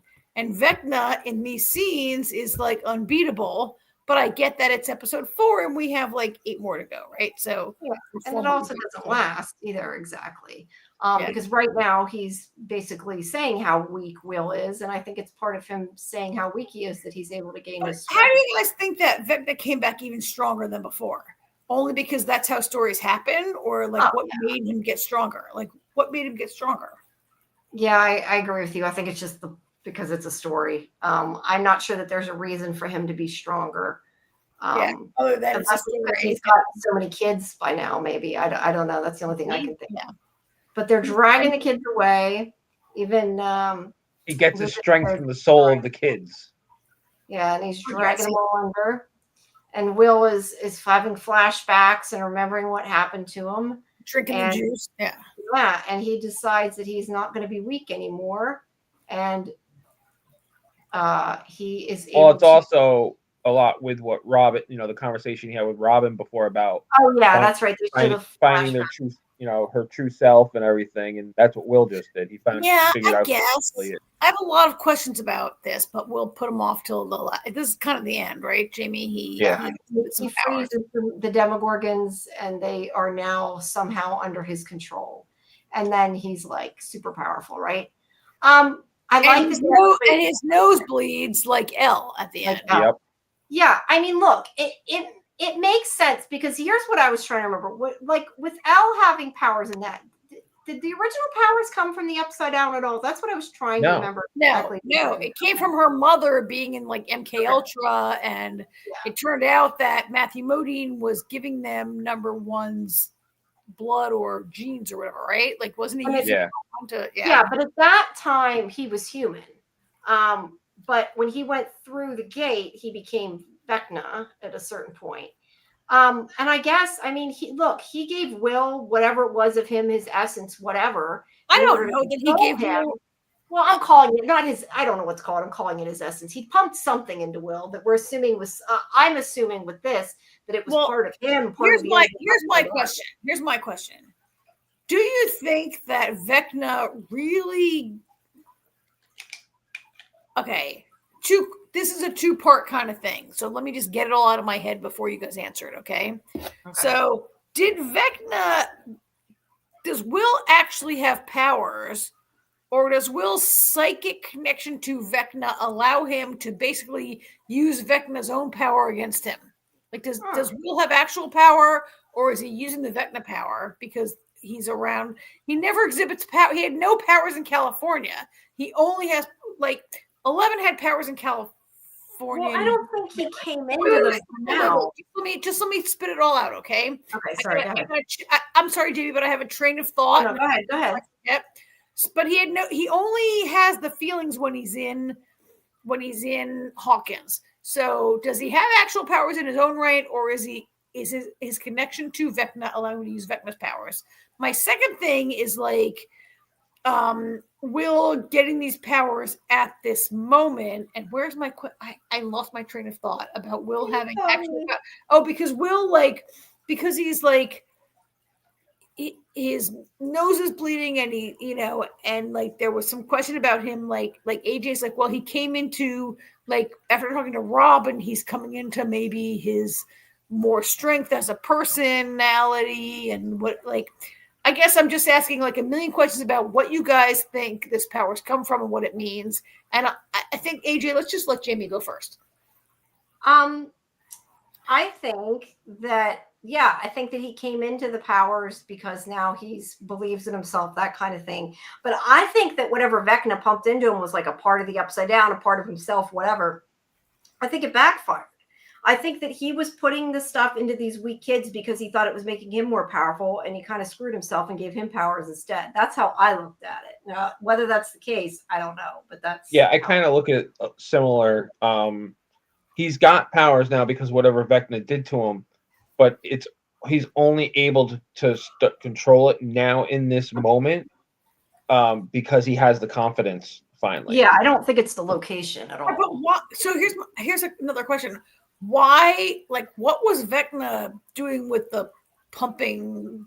Oh, I don't know that yet. Yeah, and what would Vecna have been intending that has backfired? Well, like, it seems like a big I think it was to make them into a hive mind, and he was like draining their powers or something. Well, with Will's never been a part of it is, I think, you know, while Will can see things, I think it's going to turn out that Vecna has been watching through Will's eyes and constantly knows what they're up to.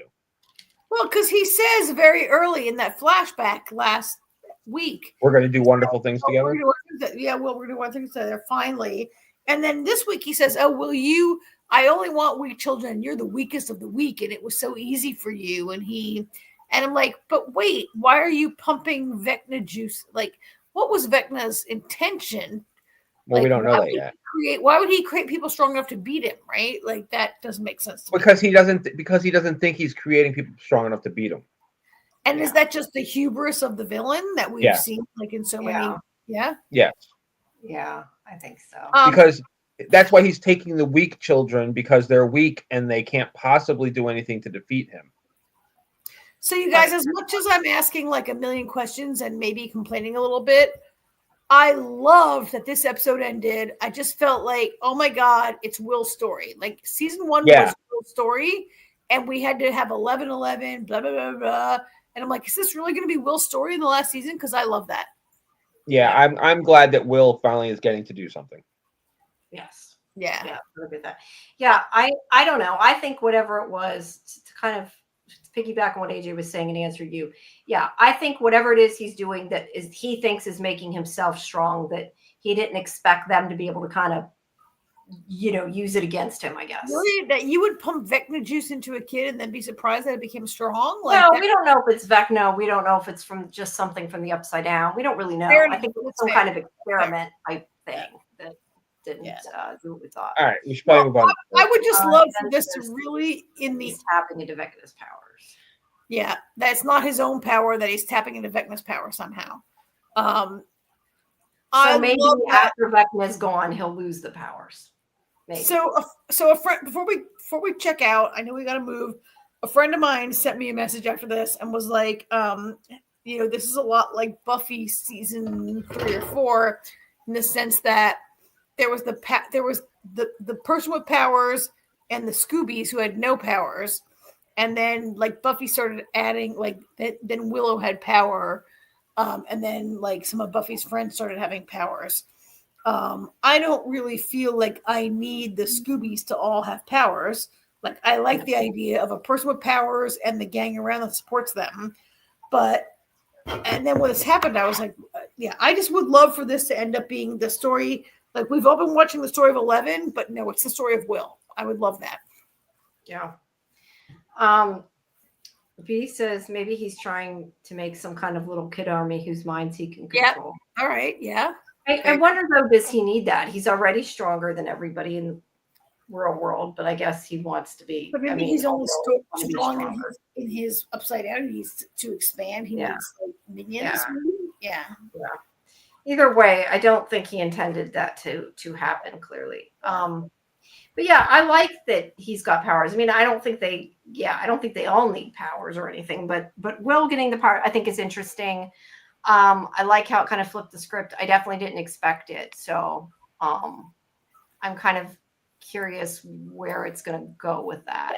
Because Will has been the weak one, and now it's partially because of what he did that he's not the weak one anymore, right? Like, is Will the weak one? Will they want to think he was the weak one. Like, it's been played up until now that he was. But is he like Will? Is he weak? Will's been traumatized in a way. None of the other kids have been. He was kidnapped by Vecna. He's traumatized. He's and he's not getting any support from his mother or his family to really deal with his trauma. And we've got this whole side story about him, like, really, like, not being able to talk about who he really is, and maybe come out of the closet, or maybe not, but really like do his thing. And I mean, so personally for me, I'm not a fan of like the character who is struggling with his sexuality is the weak one. That's kind of a shitty thing that they always do in the 80s, right?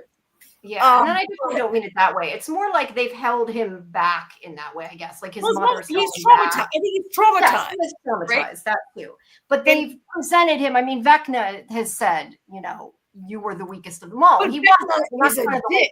Vecna's a dick who tries to like. But that's what I mean. That's the point. That he was never weak. He just didn't know he had the strength, and now I think Will has been the sensitive and the guy with feelings, and that's like being weak, which is a thing in the 80s, right? And I No, I'm more just saying that Vecna said that. Not that I'm saying he was weak, just he's been presented that way. And I think that like it was there all along. He just didn't know that he had the strength that he did. And now he recognizes that he has the strength, I guess, is kind of what I'm saying. Maybe, yeah. We'll see where that goes. Anyway, I love that ending. Yeah, I loved it. I do too. And wow, our quick review took almost 2 hours. So sorry. We're deep diving this on Thursday, even though we've already gone pretty deep tonight. All right, let's jump into another show. Let's go to the next show. Pluribus. Pluribus. I like this episode, you guys. A show that I wasn't that sure about. I really like this show now. I really like this show. I really like this episode. I loved the casino stuff. The poker game was great, and I looked at IMDb afterwards because I was curious, and the guy with the patch that he was playing, the character's name was Blowfinger. Blowfinger, like Goldfinger and Blofeld. Yeah, it was a mishmash name. Yeah. And then I love the hot tub with the strategically placed bubbles.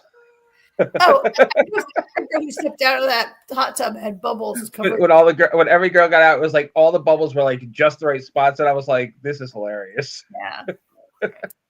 And I was just in Vegas 2 weeks ago, and I was in the Westgate. It's all shot. It's all supposed to be in the Westgate, which is at the like way other end of the strip. And it was actually pretty. I just loved how they did the whole Vegas thing, also. And of course, Mr. Diabate is in Vegas. Of course, he is. Yeah, of course. I like this episode. Jamie, take it away, Jamie. How'd you like it? I liked it a lot. I watched it pretty much as soon as I realized it was out.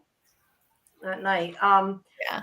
I wanted to ask you though, like, I guess, how surprised, like, were you super surprised? Like, I think we kind of all thought that it was going to be bodies in there.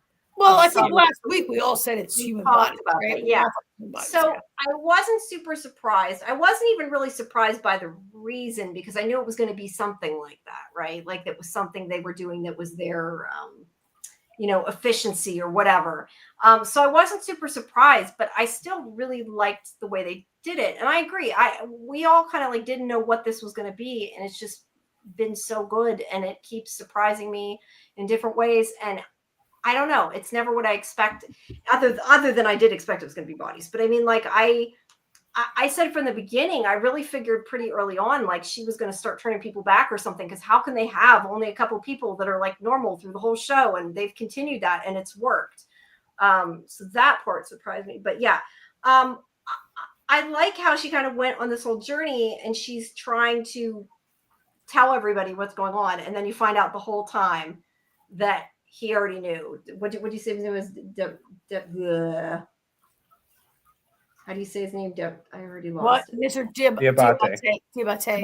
Okay.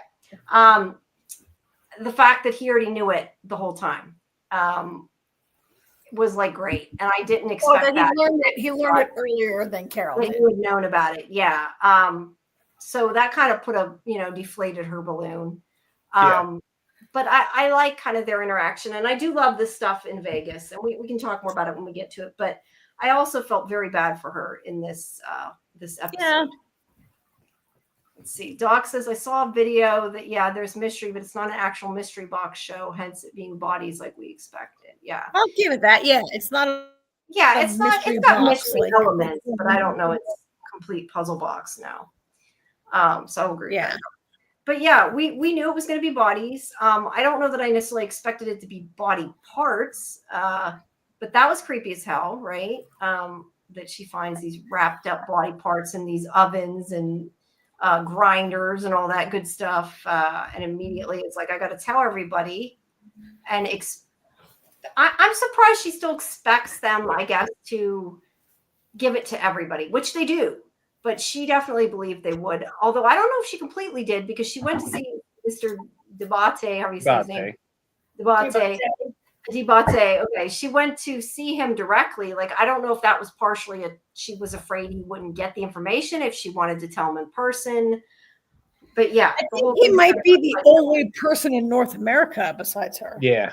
Yeah. And the only person who will listen to her, that too. Because nobody else will even talk to her. Yeah. There she is vacuuming up the crystals or whatever, and she got on the floor. Yeah, she's like, got to get rid of the evidence. Not that it mattered. I love that picture. I'm assuming that's probably really in that hotel. That's Elvis. That's Elvis from. I know it's Elvis. Thank you. I think it's the movie Viva Las Vegas. There. I happened to have been in that casino just 2 weeks ago when I was out there. I was in the Westgate. I did not notice that, but I also didn't stay in the penthouse. So. True.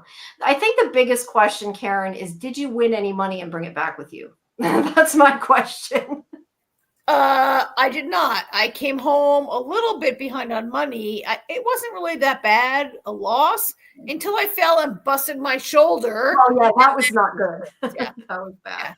Yeah, I think when you go to the casino, at least me, I never expect to win. I house always wins. Spend the money and enjoy it. The house always wins unless you're Mr. Diabate, and then you always win. Yeah, exactly. Golden Shot says Carol needs to know that they know everything she's doing and will always have a cover story for anything she finds out. That is definitely a good point. Yeah, but I believe what they said. It's not necessarily true though. No, because they didn't know whether she was planning on drugging what's her face? Pirate lady. Yeah. That's true. But yeah, they had time to plan. I think they knew she'd probably eventually find it. So do you guys think, I mean, all right, Jamie, let's recap this a little and then I'll ask my questions. Okay. So I love this. And I know that's part of what you guys were referring to. But part of me was kind of like, isn't this really boring? Like, he knows he's going to win. But then he even says, like, he refers to them as actors or something playing a part. Well, he tells, after he wins the hand, the villain, the quote unquote villain is clapping and he's like, stay in character. Yeah. So he's play acting everything. He's playing James Bond. I mean, I think he's living a fantasy, right? Yeah.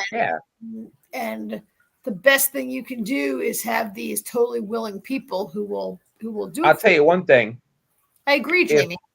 If they turn I want this question answered. Like I keep waiting for Carol to ask this question, but she doesn't. But if the show ends and they are able to revert everybody back to individuality, do they keep the memories that they had from the hive mind? Like, are all these women going to remember having sex with Diabate? Oh, I was in a hot tub with 5 naked ladies with Diabate. Yeah, is that going to make some really awkward shit later? And not only that, but does the entirety of humanity have that memory, right? Because they Yeah. That could be an interesting way that they could continue the show even after they do that. Like if they had one season and then they save everybody and then the next season is how do they deal with that? Like I could actually see that with the way the show's going. That's an interesting thought. Not where I was going with it, but it's just I know you weren't, but that's what I was thinking. Like I could actually see that happening. Well, I love this. I love the James Bond of it. I love the little bit of like an Indiana Jones. I love the whole. We've seen so many movies like this, and yet it was really exciting. And like, was there a moment where I thought Diabate could lose? No, I knew he couldn't lose, and yet it was really well done. It was fun. It's just fun. Yeah, it's very fun. Yeah, it's like I said, it's like role playing. There's I was thinking of when I seen him. You guys talk about James Bond. It was making me think of I can't think of his name now, but the one from Lost. Patchy. Yeah, that's what it was making me think of. Did you see? You saw my text message. I told you. Okay, so basically, so everybody knows this. I'll tell this story shortly. I had set an alarm or something, and I said to set the alarm, and I told her. And then I'm not saying her name just because I don't want her going off and talking again. But I had said it. And then my mom said something to me, thought I was talking to her. And I said, I'm not talking to you. I'm talking to the thing.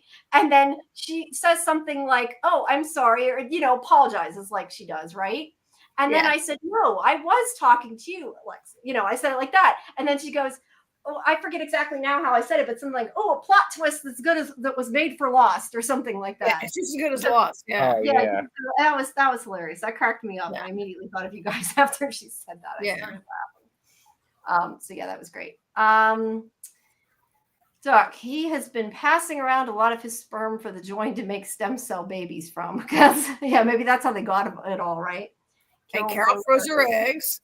Well, though I don't think they could use stem cells aren't the same thing. Well, sperm is, but I was going to say stem cells because I don't know. Could they use their reproductive stuff without their permission? There's kind of that whole debate about are they really babies already? Like, there's been kind of that question, and I have to wonder, are they allowed to use them? Because I think that it's hilarious that Doc thought of that, but they still couldn't do anything about it because Doc took it a little further. Yeah, Doc, but it's still they're going to use the stem cells from the babies to make a virus for a company. Yeah, but see, right, but they can't. But they can't make them. But they can't inject them with the virus without their permission. Yeah, right. But no, you're missing my point. I'm saying, do they consider that the reproductive sperm and eggs? Do they consider that life? Because if they do, they couldn't do anything to it because they would be hurting that life. Yeah, but I'm saying they can't even destroy a plant, right? So I don't think that they could do anything to the eggs. Yeah, I get what you're saying. I don't think they'd be able to extract it from it. Yeah. But it's an interesting thought. So anyway, this is a setup scene for Carol getting ready to come to Vegas. Yeah. But I totally love this. I love it when they're like, "You're gonna have a visitor," and they all bolt. Yeah, there's them in the hot tub. And there's the bubbles. You're right. They're all perfect. What was up with the old maid lady that came in and she said, "Get in the pool with us," and it takes off she drops her thing, and she's old and not super attractive. She's an older lady. Yeah, I thought that was funny. He didn't care. Don't come in. He didn't care. He didn't care. He did care. They didn't. She put her clothes back on. Yeah, I consider her gray hair. No, she put her clothes back on because they Because realized because Carol was coming. 'Cause she Like was it just coming. it coincided that way. Like she dropped her clothes and they were like, "Oh shit, we all need to leave." Yeah, that was funny. That was funny. Yeah, I'm not saying, I know it's a debate among humans. I'm just saying I think for them, they would consider it for sure that they couldn't use them. But I like that idea. Do they maybe they make them into like raise them as children and then convince the children? I don't know. That would be kind of interesting too. Yeah. I don't think that's going to happen, but it makes sense. Look at And the flamingo thingy, inner tube thing in the pool. You can see in the background. That's At funny. any rate, here comes Carol to his. Yeah, here comes Carol, and she's driving down, and they got messages there for her. That was great. Welcome, Carol. I love that. I kind of wonder if they did this. They probably did it digitally, but Yes, I'm sure it'd they be did. funny if they really actually put it on the signs, wouldn't it? But they probably did it digitally. Rendezvous in the Sky Villa. Yeah, so she goes up. I took more pictures than I needed to, just because this place is so disgraceful, tacky place that Mr. yeah, but it's still pretty in like in an opulent, crazy way, you know. Yeah, And Devontae wants to stay there. It's gorgeous. Yeah. Whatever. The Yeah. penthouse suite. Most of us will never see something like that. So that's awesome. But yeah, she comes and she's like, they're eating people. And no, she doesn't even say that. That's right. She's like, I got to tell you something. You're not going to believe this. Sit down for this. And he's like, oh, you mean that they're eating people? He totally took the wind out of her sails. Poor Karen. She didn't even get to, or not Karen, sorry. Carol. She didn't even get to tell him. So let me ask you a question, you guys. Do you think that they told him in order to take the wind out of Carol's sails? Or do you think it's a true coincidence that he learned about it earlier? I think he learned about it earlier when he asked them. He did, because otherwise they would be lying with what, like they, if they told him. So yeah, I think he figured it out. I think it's a sad coincidence. Not that he figured it out. He just he flat out asked them. He says that he flat out asked them about it. Finally has something. She has some proof, and it's like. And he's like, "Oh, did you drink milk?" They're like, "Yeah, we drink milk. This is why." Yeah. And he's like, "What?" Yeah, but I guess they figured they would at some point wonder about the crazy milk. So what do we all think of the John Cena cameo? I loved it. John Cena. There he is. He's everywhere. Dr. Yeah, do you see him at I don't remember what award show was that? He came out naked. I don't know, but he's like, "Hi, I'm John Cena. We are John Cena," he says. And of course, I've been watching him a lot this year on 2 shows. That AJ is also, and from a show up here as like a spokesperson is hilarious. It is. Yeah. And I like what he keeps saying. John Cena brings up a good point. She's like, "That's not John Cena." Yeah, he doesn't get it. He missed the memo, but he wants it to be John Cena. He's friends with John Cena, right? So it's got to be John Cena. Yeah. No, I just meant he wants it to be because he knows it. So yeah, long story short, they cannot. How'd you like that? They can't only not kill living thing. Well, it's still living, but they can't kill plants either. So I love it because we discussed it a couple weeks ago. Like what we talked about this earlier, right? Did we? Like, can they eat plants? Can they? We talked about it earlier when they said they can't. I thought we talked about could they have people kill them for it, but the point is they won't even can they eat plants?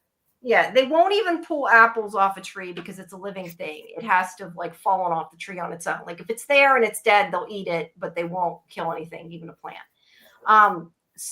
But they need nutrients. So they have all these dead people that are dying of natural causes, and they're like, we'll take the proteins from them and eat them, make them into something that it's a very interesting human-derived protein. Yeah. Yeah, HDP. Yeah. It's an interesting situation. I mean, Karen and I experienced this during the 100 when they had the fights and the losers became dinner. Because they had nothing to eat down below the ground. Yeah. Right. And it was the same thing too. Like they took all the the doctor there, she came up with a way to get all the protein out of these little, made little squares. And they ate little food squares that were people. Yeah. I mean, we talked about this last week when we were like, why are they eating this? What are they? I do like the part where this show where the others, right? Where they try to make this like argument where they're like, listen, 100,000 people die every single day. is not enough food, we're all going to starve to like 10% of the planet is going to starve to death or more. We're going to get to that, Jamie. I guess I shouldn't jump ahead, but the idea that we talked about it last week about as a good use of resources. Yeah, and now we see. I wouldn't be okay with that. Yeah, I wouldn't be okay with it either. But if you're part of the hive mind, you would be, right? No, sorry, I was reading Doc's comment. Oh, what does Doc say? The show, Doc has a lot of comments. Go ahead. You can put it up. The showrunners intentionally ignore certain realities to move the story in certain ways. They have the tech to turn poop into meat protein now. Pretty sure the Join would be totally okay with that. Yeah, that's true. Yeah. They could do that. They could use waste. I hadn't even thought of that. I don't know that I want to think of that, but you're right. They probably could. I mean, I agree that the Join would be totally okay with any of it. They're like, listen, we have a the Join probably have a would. mission. Yeah. I think that I'll talk about this later, but I think their mission is a little ill-fated. But so Carol is appropriately horrified when she sees this, right? Yeah. And for some reason, Mr. Debate, sorry, I still say it wrong. He says, what did he say? He said it's concerning. He's like, it's concerning. Yeah. And he says, like, we're not down with it, but we came up with some ideas, right? Yeah, like we can. Who are we? Needs to do it. And and that's where she finds out that they've been meeting this whole time. Whoops. Oh, that was kind of worse, right? To me, that was really that was really sad. It's like we've been talking all along and we've left you alone and you've been lonely because we don't like you. I mean, it seems like he is not the one that feels that way. I mean, he's the one person that clearly No, we know who it is. Yeah, we know who it is. But I think that's sad and awful. I mean, she may not like her, but like to completely, when there's already only 12 people left on the planet. 13 people left on the planet that are like you, and to be excluding her is absolutely awful. And he's like, he says, like, oh, some people thought your presence might be disruptive, but I didn't really care. But I mean, I think he doesn't really care. I think Diabate is a very, he's really self-absorbed, I think. And I think he just wants to have his last time on Earth to be having the most hedonistic experience he can, right? He's Carol. I don't think he wanted to hurt Carol, though. I don't think he agreed with it. He's less of a jerk than some of the others. Yeah. Like that. Well, he does. He does go to bat for her with the collective. Like when he's on the phone with them, he's like, she's really lonely. And he's like, no, I understand, Yeah, he's trying to help her. But I think it's ironic though, because the whole show is about not having individuality and everybody being the same and everybody being included. And it's like they're excluding her. I just think that's kind of interesting. I would like to see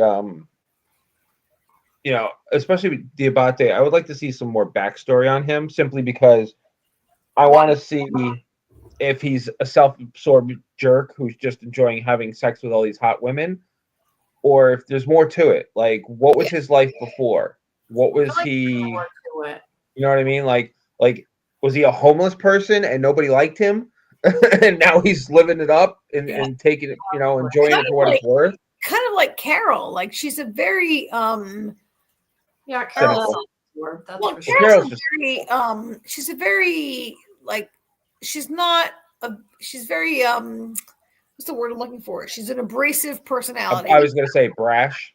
Yeah, and people don't like her, or the remaining 12 people don't like her, but what she's been through in her past, made her what she is. And we've seen that she was loved. Like, she had a spouse who loved her, and she had fans who loved her. She's not an unworthy person, but everyone hates her because they want to talk to her. And even the others are like, we can't talk to you, Carol, because you've been annoying, right? Well, I mean, to be fair, what Carol did was kind of fucked up. It was pretty, they kind of have a reason, but and they're not saying they'll never talk to her again. They just need their space right now. Yeah, but as for the humans that are left, for them to be meeting every week, twice a week, and completely excluding her, it's not like it was just one meeting.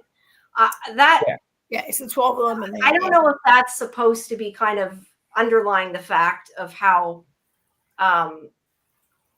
can't think of the right word I want, but that how heartless that they are. Like, yeah, who's worse? Like Carol's an abrasive and kind of a mean person, but isn't it meaner for them to all be meeting and not inviting her? Mm-hmm. Yeah.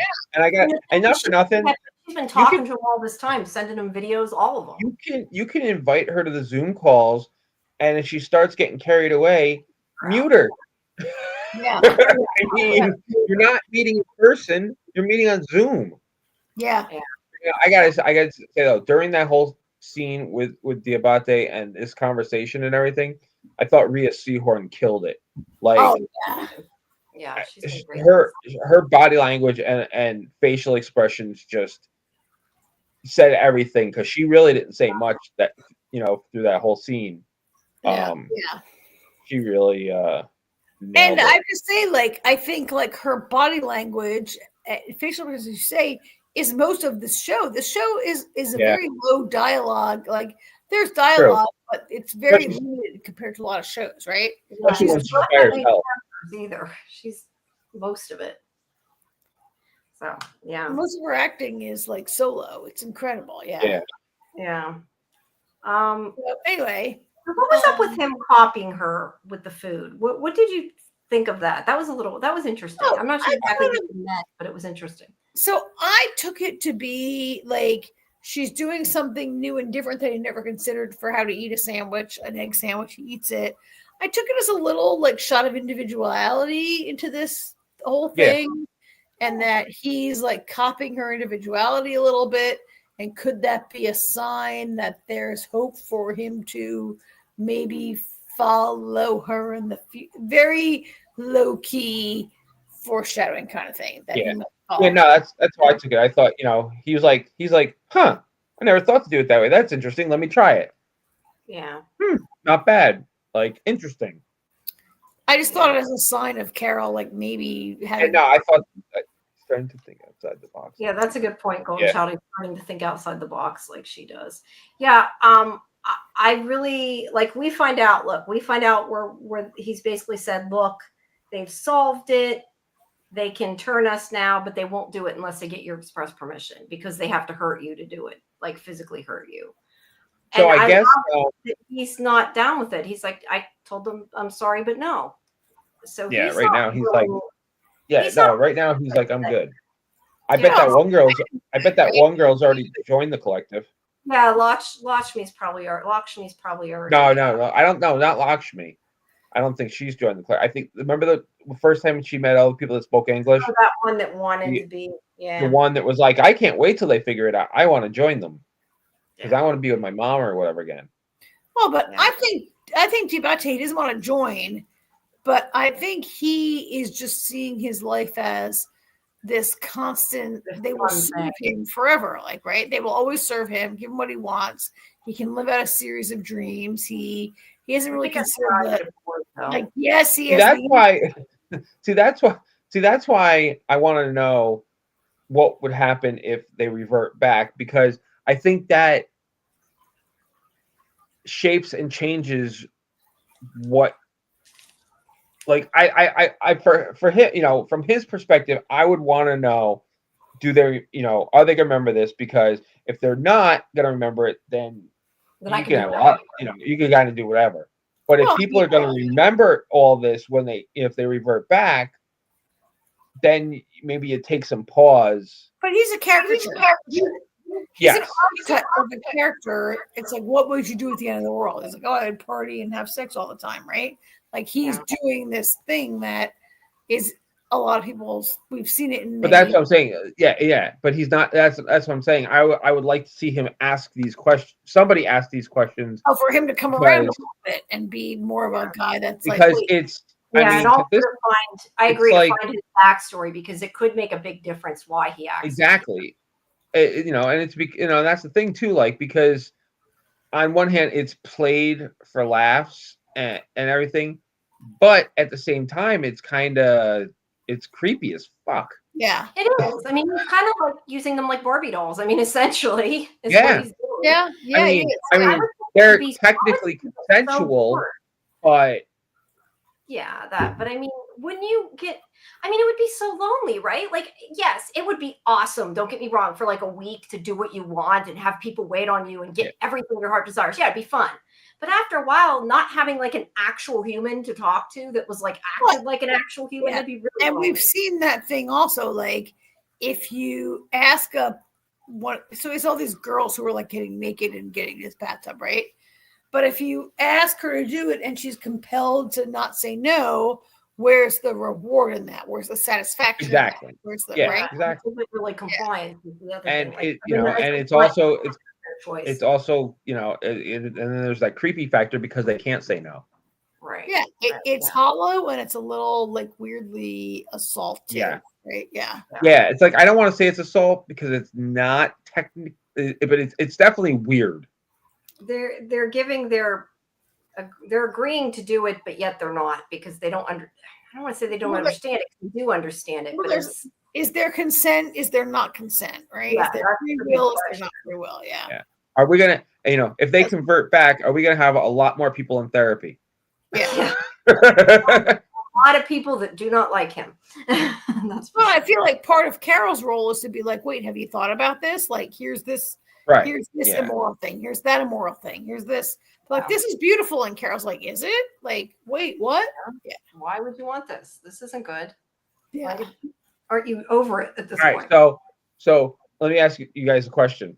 I love this part. I don't even know if I have an answer, but in that vein of what the Abate's doing, everything, you got the collective, and you get 1 week to hang out with a person. Who do you pick? Of all these people, you mean? Yeah. Or in life? No, I mean in the real world. Say this actually happened. Specifically, who do you pick? Like you pick Brad Pitt, or which direction you go? Do they have to be alive? Let's be alive. Yes, right? Alive, yeah. Okay. I don't know, because otherwise I was gonna say pick my girl. They have to be alive. They have to be alive, so you can't pick like your dead person that you love. Yeah, I don't know. I don't know. Right now I'm on a shield kick. I'm like thinking, I don't know. Who would you want to? It would depend if they're them or not, right? Because I feel like it would be interesting to, I don't know, talk, maybe not this president necessarily. I'm not saying that, but the president in that sense or something, or a king, it could be interesting, but like, they're not really them, right? They're everybody. So I guess it really doesn't matter who it is, right? But I don't know, probably some celebrity. I don't know. But you could be Diabate and be like, let me make you be like George Clooney this whole time, right? And they would act it apart. Yeah. It'd be totally fake. I don't know. I don't know why, AJ. Who would you pick? I don't know. I was just curious to see. No, I don't. I mean, it wouldn't be I mean, real. it depends. I mean, like 14-year-old me, I'm going to Alyssa Milano. Yeah, I mean, I like I said, I'd probably pick a celebrity. I don't know who else you would necessarily pick. Like I said, unless it was somebody interesting you wanted to pick their brain. Like, I mean, child me. But that's the thing. But that's the thing. You can pick anybody's brain and get the answer you're looking for with and like, do you as a grown up, do you pick a lost love? And is that it's more of a to have that information? I mean, in this essence, it's more of a visual thing than anything else, because you can talk to anybody and have a conversation. Yeah, and have that conversation with them. But like, I don't know. Hello, ex person from 20 years ago. Why did you break up with me? And that could be worse than not knowing, right? Yeah, no, right. I'd rather not know. But you don't need to see them to ask them that. Is AJ's point? Right. Like you don't need to actually look at them. So yeah, I don't know. Probably a hot male celebrity would be my answer. Yeah. Well, anyway, I love this scene where Carol asks the question and it comes up on the board. Yeah, that's awesome. But also, oh my God, hearing that recording that many times, all I kept thinking is, why? Yeah, it's getting played now. Like after the third time last week, I was like, okay, why is she not saying, "Can you make a shorter voicemail?" Yeah, like it's funny, but now it's just not. And yeah, now it's not funny seeing her standing there going da da da da da da da da. Yeah, it's not funny anymore. So this is a huge part of the show. Like Carol learns that like they've learned, like the others have learned, they can't change them without their stem cells. Like we previously thought maybe they would like be able to do it against her will. They can't do it without her stem cells, and they can't take her stem cells without an invasive operation. Therefore, she has to consent. So she's pretty safe from ever being changed. I'm curious. I would love to have a conversation, or for her to ask why. All right, now that you know this information, why are the 13 of us different? Yeah. What do we all have in common in our stem cells Yeah. that didn't turn us immediately? Because it's like 13 people on the entire planet. It's not like so common, like 100,000 or whatever. Actually, it makes me wonder though. There's one thing about this that doesn't make tons of sense.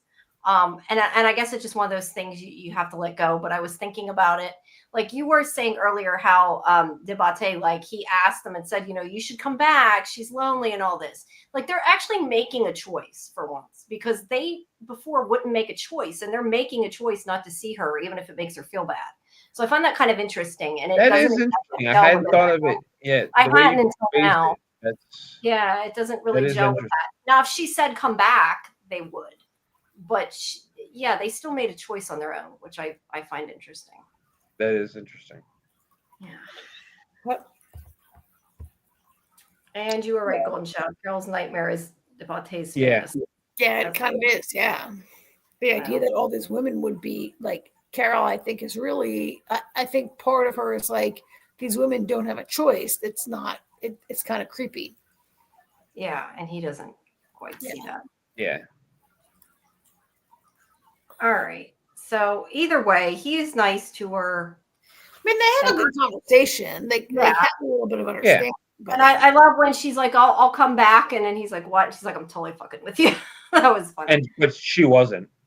No, I think I wasn't sure if she was either. I kind of. No, she wasn't. She said that to let him off the hook. Yeah. I felt the same way. I think she wanted to hang out, and then she saw it look at his face like, oh, I'm kidding. I think Carol's pretty isolated. Yeah. Like Debate has all these people around him who are always like catering to his every whim, and she's chosen the opposite. And I think, and I also think there's only 12 people alive. There's 13 people alive on the whole planet who and they've all rejected her. And to have Debate to be like, hang out. Well, not all of them, because the guy in Paraguay hasn't talked to anybody yet. No, but 7 of them have. But to have him to be like there's almost no people, and then he to know that they don't like you, don't want to hang out with you, that's kind of rough, right? Yeah. Now. Well, what's fucked up is the people that don't know English don't want her included because she didn't include them. Yeah, that I can kind of understand a little bit. But at least understand why she didn't include you, because you didn't speak English, because she didn't trust the collective to translate. Yeah, exactly. So it wasn't personal. Yeah, they should understand that, but they don't. So how do you like his car? Yeah, I saw that. He's awesome. He's such a shallow person. I mean, I guess he's really. I don't know. I'll be honest with you. I was thinking that. I would definitely go and have a different car every day of the week. Yeah, that's awesome. I'd probably spend like a month having fun, and then I'd be like, okay, that's enough. And I do think when he says, Carol, this is your car, it's a police car, I mean, he's not wrong. Like, you can do better, Carol. He's chosen to drive. I mean, I feel like he might be a little bit like a guy who thinks that he's going to. So when he first embraced this, they all thought they might be converted. They didn't know this until recently. I feel like he's living a guy like it's his last day on Earth. Always. Yeah. Every day is his last day, right? Will eventually end, I think, the fun that he's having. Yeah. Just might take a little bit, it seems. Yeah, I mean, he might be in a mindset of when it stops being fun, maybe he'll be like, all right, convert me. Yeah. How long has it been? It hasn't been that long though, right? Like I forget how many days. I don't remember. Yeah, of all these screenshots, Jamie, all these screenshots, you don't think to grab the screenshot of how many days it's been? I might have. It's 12 days, but then they tie it back to 9 days when we go back. We're going to show the flashback in a minute, right? Yeah. Yeah, I don't think I took the days though. I tried to do less with this one because we're not. Well, I know it was 12 days for Carol. It's 9 days for this guy. Munoz. So, what's his name? That's what I was gonna say. I think it's Munoz or something like that. Yeah, Munoz. Okay. Yeah. So we see from his point of view again. I don't know what this is. Is he just trying to see if anybody's on the radio on the bandwidth? Yes, he's trying every radio bandwidth every day, and he can't get through. Yeah. And there's one that he's found that has some weird humming Yeah, or something. Yeah. I wasn't sure if the sound, like some of the music was like just the background music, or if it was supposed to be what he was hearing. It was a little confusing. It's what he's hearing. He goes back what to he's that hearing. one. Yeah. So he's not sure. But yeah, he is still not wanting to talk to anybody. But then he sees the package, opens it, and sees her video, and suddenly he's like, "Oh my God, somebody's normal," you know. And Yeah. he So, wants- he's like, "Oh my God, somebody's thinking like me." yeah, Yeah. somebody left. If he had actually talked to people, he may have known this by now. So well, he it was also, hiding out. He was hiding out from the collective. yeah, well, but I mean, he didn't even try talking to him. It sounds like. But it also gives him the I guess the bravery to go into his house and get some food finally, because he realizes they can't light him, they can't hurt him. Yeah, he's like, they can't do anything, so I'm safe to go in. And he goes in, he gets his food, he gets his car isn't working shit. And that woman comes out and sees his freaks mom. him out. Yeah, it freaks him out. She calls him son, and he's like, I don't think she was supposed to actually be his mother. I think. I think she was. Oh yeah, she was. He's like, okay, you're not my. She was calling him son, and that's No, why he said because he flat out says you're not my mother, because my mother was a bitch. Yeah. So she's being all sweet and nice to him, and that's not the woman he knew. Yeah. I thought it was legit his mother, and yes, it absolutely was. Yeah, I thought it could be because his mother was a jerk, and I think it was for sure his mother. All right, fair enough. But either way, he's like, you're not my mom. She was a bitch. So yeah. So yeah, and he's driving. I think he's driving to Albuquerque to see Carol. Right? Oh, I agree. So. Although considering he had to push his car down the hill, I don't know how far he's going to get. Pop starting it. A new car.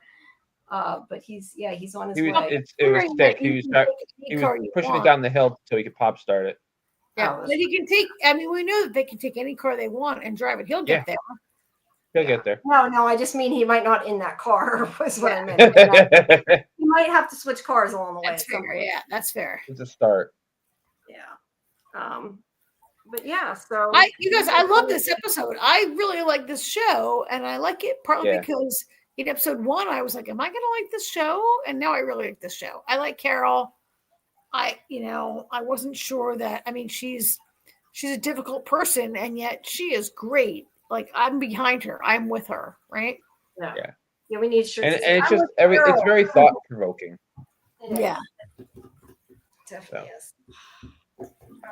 All right, ladies, do your thing. We'll do our Karen, are you excited? Are you excited? You're not going to have to talk about the show anymore? I am excited, and yet it seems to be clearly set up for a second season. But maybe all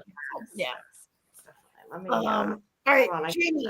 Final season finale of what's it called? The Last Frontier. The Last Frontier. So now I do not really have to be careful. You just have the 5 or 6 photos from the download. Yeah, I'm just gonna pull it up so we at least have something. How did you like the way it ended, Jamie? Look, I'm not sure. I kind of feel more than one way about it, because I think it could be interesting, but I don't know that I need it. Like, it could have ended. We didn't really need it to keep continuing the way that it has. But I see now how it was. Like, I think that, that was obviously the plan from the beginning. And I could see how it could continue. But I just, like, when I first saw it, because I had just seen it and I enjoyed it and that, like, I was okay with it. But now that I've stepped away from it, it's kind of like, I don't know that I care anymore. I agree. I think this show doesn't need a second season. It ended with the bad people kind of getting away, but I'm okay. It was a good ending. The way they maybe got away, maybe didn't, right? The way I don't know that we really need. I mean, I don't know that we really need more of that. No, and I think a second season of Frank chasing Levi is more of the same and not that interesting, right? Like, do I want to watch another season of that? It wasn't that great this season. I wish it would have ended as it could have been a really final. And look, if it doesn't it's not renewed yet. If it doesn't get renewed, I'm totally okay with the way this ended, right? Yeah.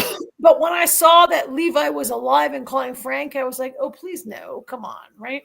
Yeah, it's a little far-fetched, but yeah, like I said, I see it and it makes sense and I can see where they're going. I just don't know that it makes sense if you're a corporate money maker. Yeah. As a reader, I'm not sure it makes sense for me to watch more of that, right? As a watcher, as an audience, I'm like, I don't know if I, but as a person, do I really need that? Not really. Yeah. So anyway, this episode resumes at the dam, right? It resumes where Schofield and Levi have set up. They've lured. What's her name? They've lured their boss. I forgot her name. Banfield. They've lured her there because they have a whole setup. Yeah. I like how they got everybody to turn on her. I thought that was pretty cool because they're getting everybody to see what she's doing. She's a horrible person, so I like that also. They basically called all their fellow operators like, guess what? She wants to kill you. And they're like, wait, what? We'll be there. I like that. No, Bradford. Sorry, Bradford, yeah. I like how they tricked her. I mean, I like the showdown, but it's just taken so long to get there. I feel like there have been a lot of distractions, this show could have been like 6 episodes and way tighter. And and we have this whole thing with all the fighting and the yelling and the blah, blah, and 2 like powerful women. I mean, it's got good fight scenes between them. I mean, it was I said, the action was good, but I actually like this part. So I didn't love all the fight scenes, but I love this part where they fall over the edge of the dam, and they're both holding the same rope. So if one goes down, the other goes down, kind of thing, right? Yeah, it's kind of balanced it, and I kind of liked how that worked out. That was kind of a cool stunt. It ends a little quickly, but I thought that was a good stunt.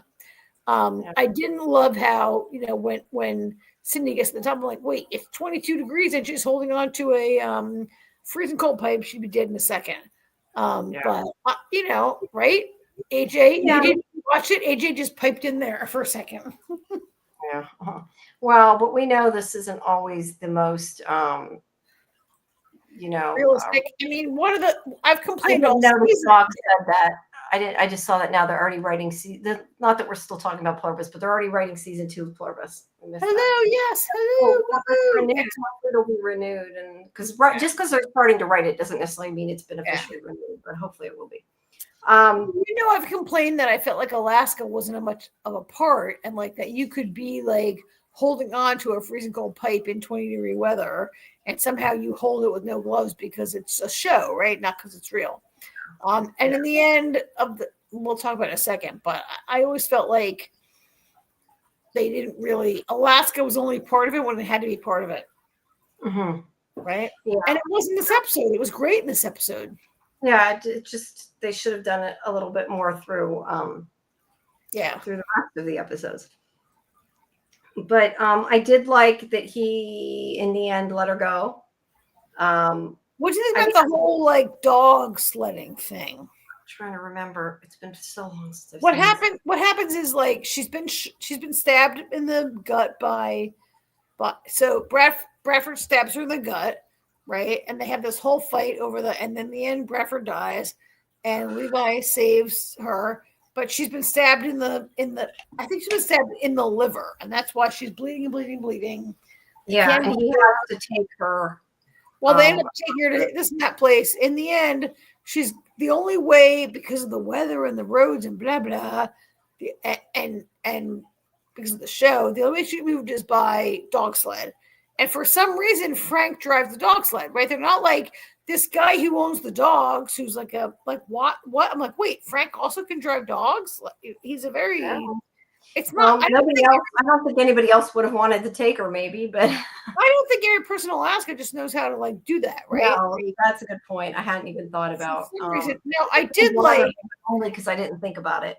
They put Frank on the dog sled, and they did have a lot of like slow-mo shots and a very sort of, it's the season finale, and so we had a lot of good shots of Frank in slow-mo, like drive the dog sled, very Alaska, very cool. It did look nice. It did, but I remember thinking, there's no way she survives bouncing around like that on the dog sled. It's just like, Frank knows how to drive a dog sled. Frank can. So we've seen Frank drive a car, shoot a gun. We've seen him fly a helicopter. drive a dog sled. Like he can do anything, Frank. It's a little right? Mm-hmm. Yep. And he drives a dog sled. I did kind of like Jamie though, that it like I've complained about Alaska not being enough, and in the last episode they make it like, oh yeah, like dogs are the only way to save her, right? Yeah, it's definitely a bigger part of the show in this last episode. I think they just should have done that more throughout. I think we both agree with I think that. so too. Because the last line of the show was like, "Oh, Alaska got him. Alaska got him." Yeah, like, Alaska got him. Yeah, and like I said, I like that, you know, he let her go and everything in the end, and I liked the way they wrapped it up, or the way I thought they wrapped it up. She gets arrested and taken. Well, no, but I mean, he lets her sneak away though, right? I'm trying to remember. Doesn't he? No. She in the final scene is her being taken away in shackles. He doesn't let her get away. He brings her in like he said he would. And do you remember that Levi? They think he's dead. Like his body is burned up in a car. And Frank's like, "Oh, you better check that's really him, because I don't really trust that." And in the end, you see that he's alive, that Levi's alive, and that he might slip away. Yeah, I clearly don't remember. In the end, Schofield is being taken away to be transferred to prison, and you're supposed to be set up to think that Levi might try to bust her out. Yeah, which is probably what's going to happen if they have a season 2. Yeah. But yeah, I remember thinking that the ending was okay, and then like they tacked on this him calling him, and you know, I thought the ending would be kind of good. That like Schofield's arrested, she's got to take her chance. Like she's sacrificing herself, which is her point. And that probably her boyfriend is dead, but maybe he's alive. And I liked the ending also. I thought it could have ended as it could have been a little more open-ended. We didn't have to have this. I mean, look, they still could have maybe had a season 2, but we didn't have to have sort of this extra story tacked on in order to make a season 2. Like but again, it just felt like extra we didn't necessarily need. It's not that it was bad. It's just, it was enough. Like, I don't feel like I need. Do you remember the whole, like, Frank's wife and his kid are like, "Oh, by the way, Dad," like that whole bit where he had that daughter who died and you have this gun, and and Frank's like, "I'll turn myself in." Like, no, don't turn yourself in. Like, throw the gun away. And they have this. Got away with it. Well, let's move on. And you obviously know that comes back next season. Oh yeah, of course. Yeah. I don't know how it did though. I mean, did the show do well? Is it likely it'll get another season? I don't know if it did. I don't know, because like Apple doesn't really have to show streaming numbers, right? They don't do on these streamers. Right. You don't really know. I mean, I think it's not the best thing I've seen on this show. I don't think it really warrants a second season.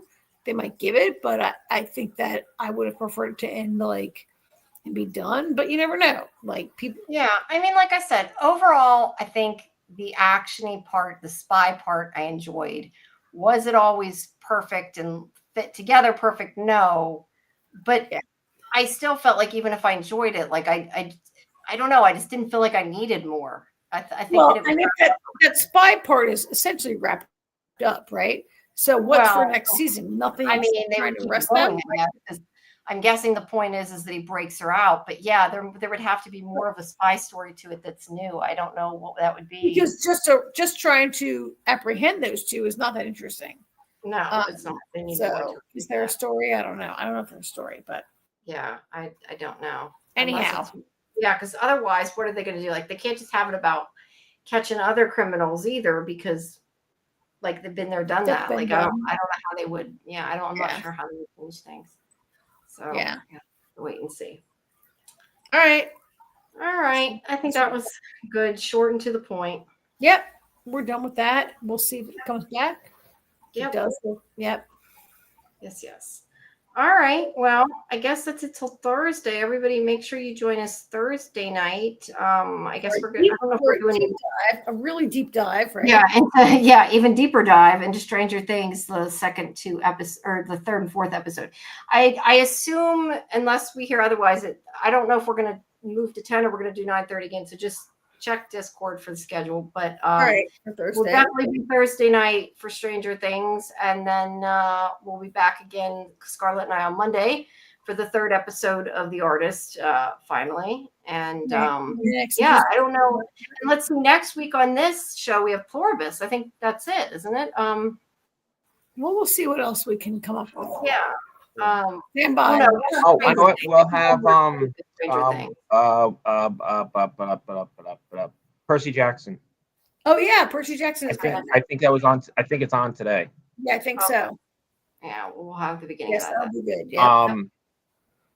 Yeah, I don't know if you guys mentioned Doc's comment about they're already writing season 2 of Pluribus. However, the article I read today, we're probably not going to get it until December of 27.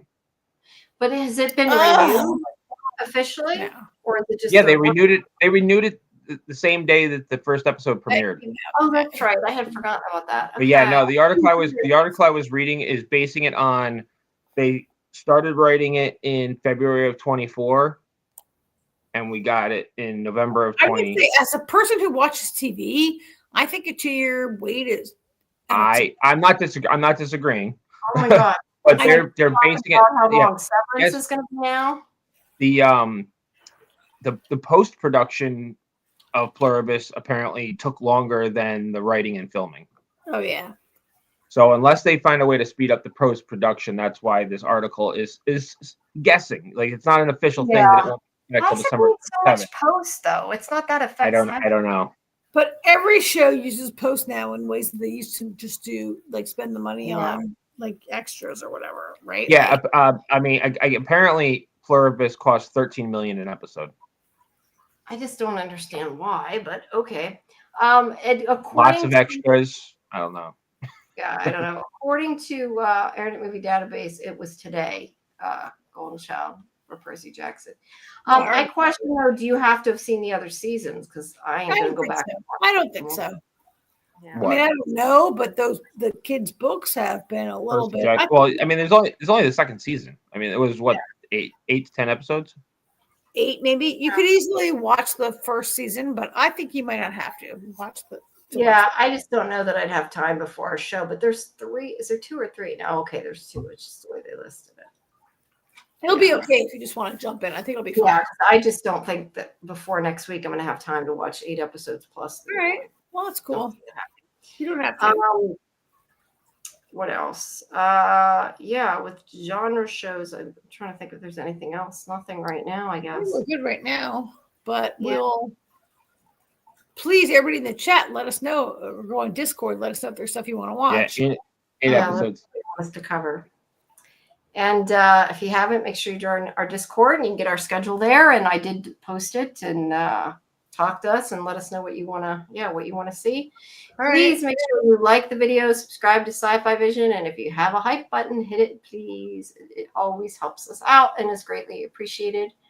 And until then, I guess we'll see you on Thursday. And we will at some point, when I can do it, we will have a watch party for the Stranger Things play. I do think that that'd be a good idea to watch to get some of that backstory. We've got some time before the next one at Christmas or New Year's. Make sure. All right. Yeah. All right, everybody. Have a good night. We'll see you later. All right. All right. Bye. Night, all. Night.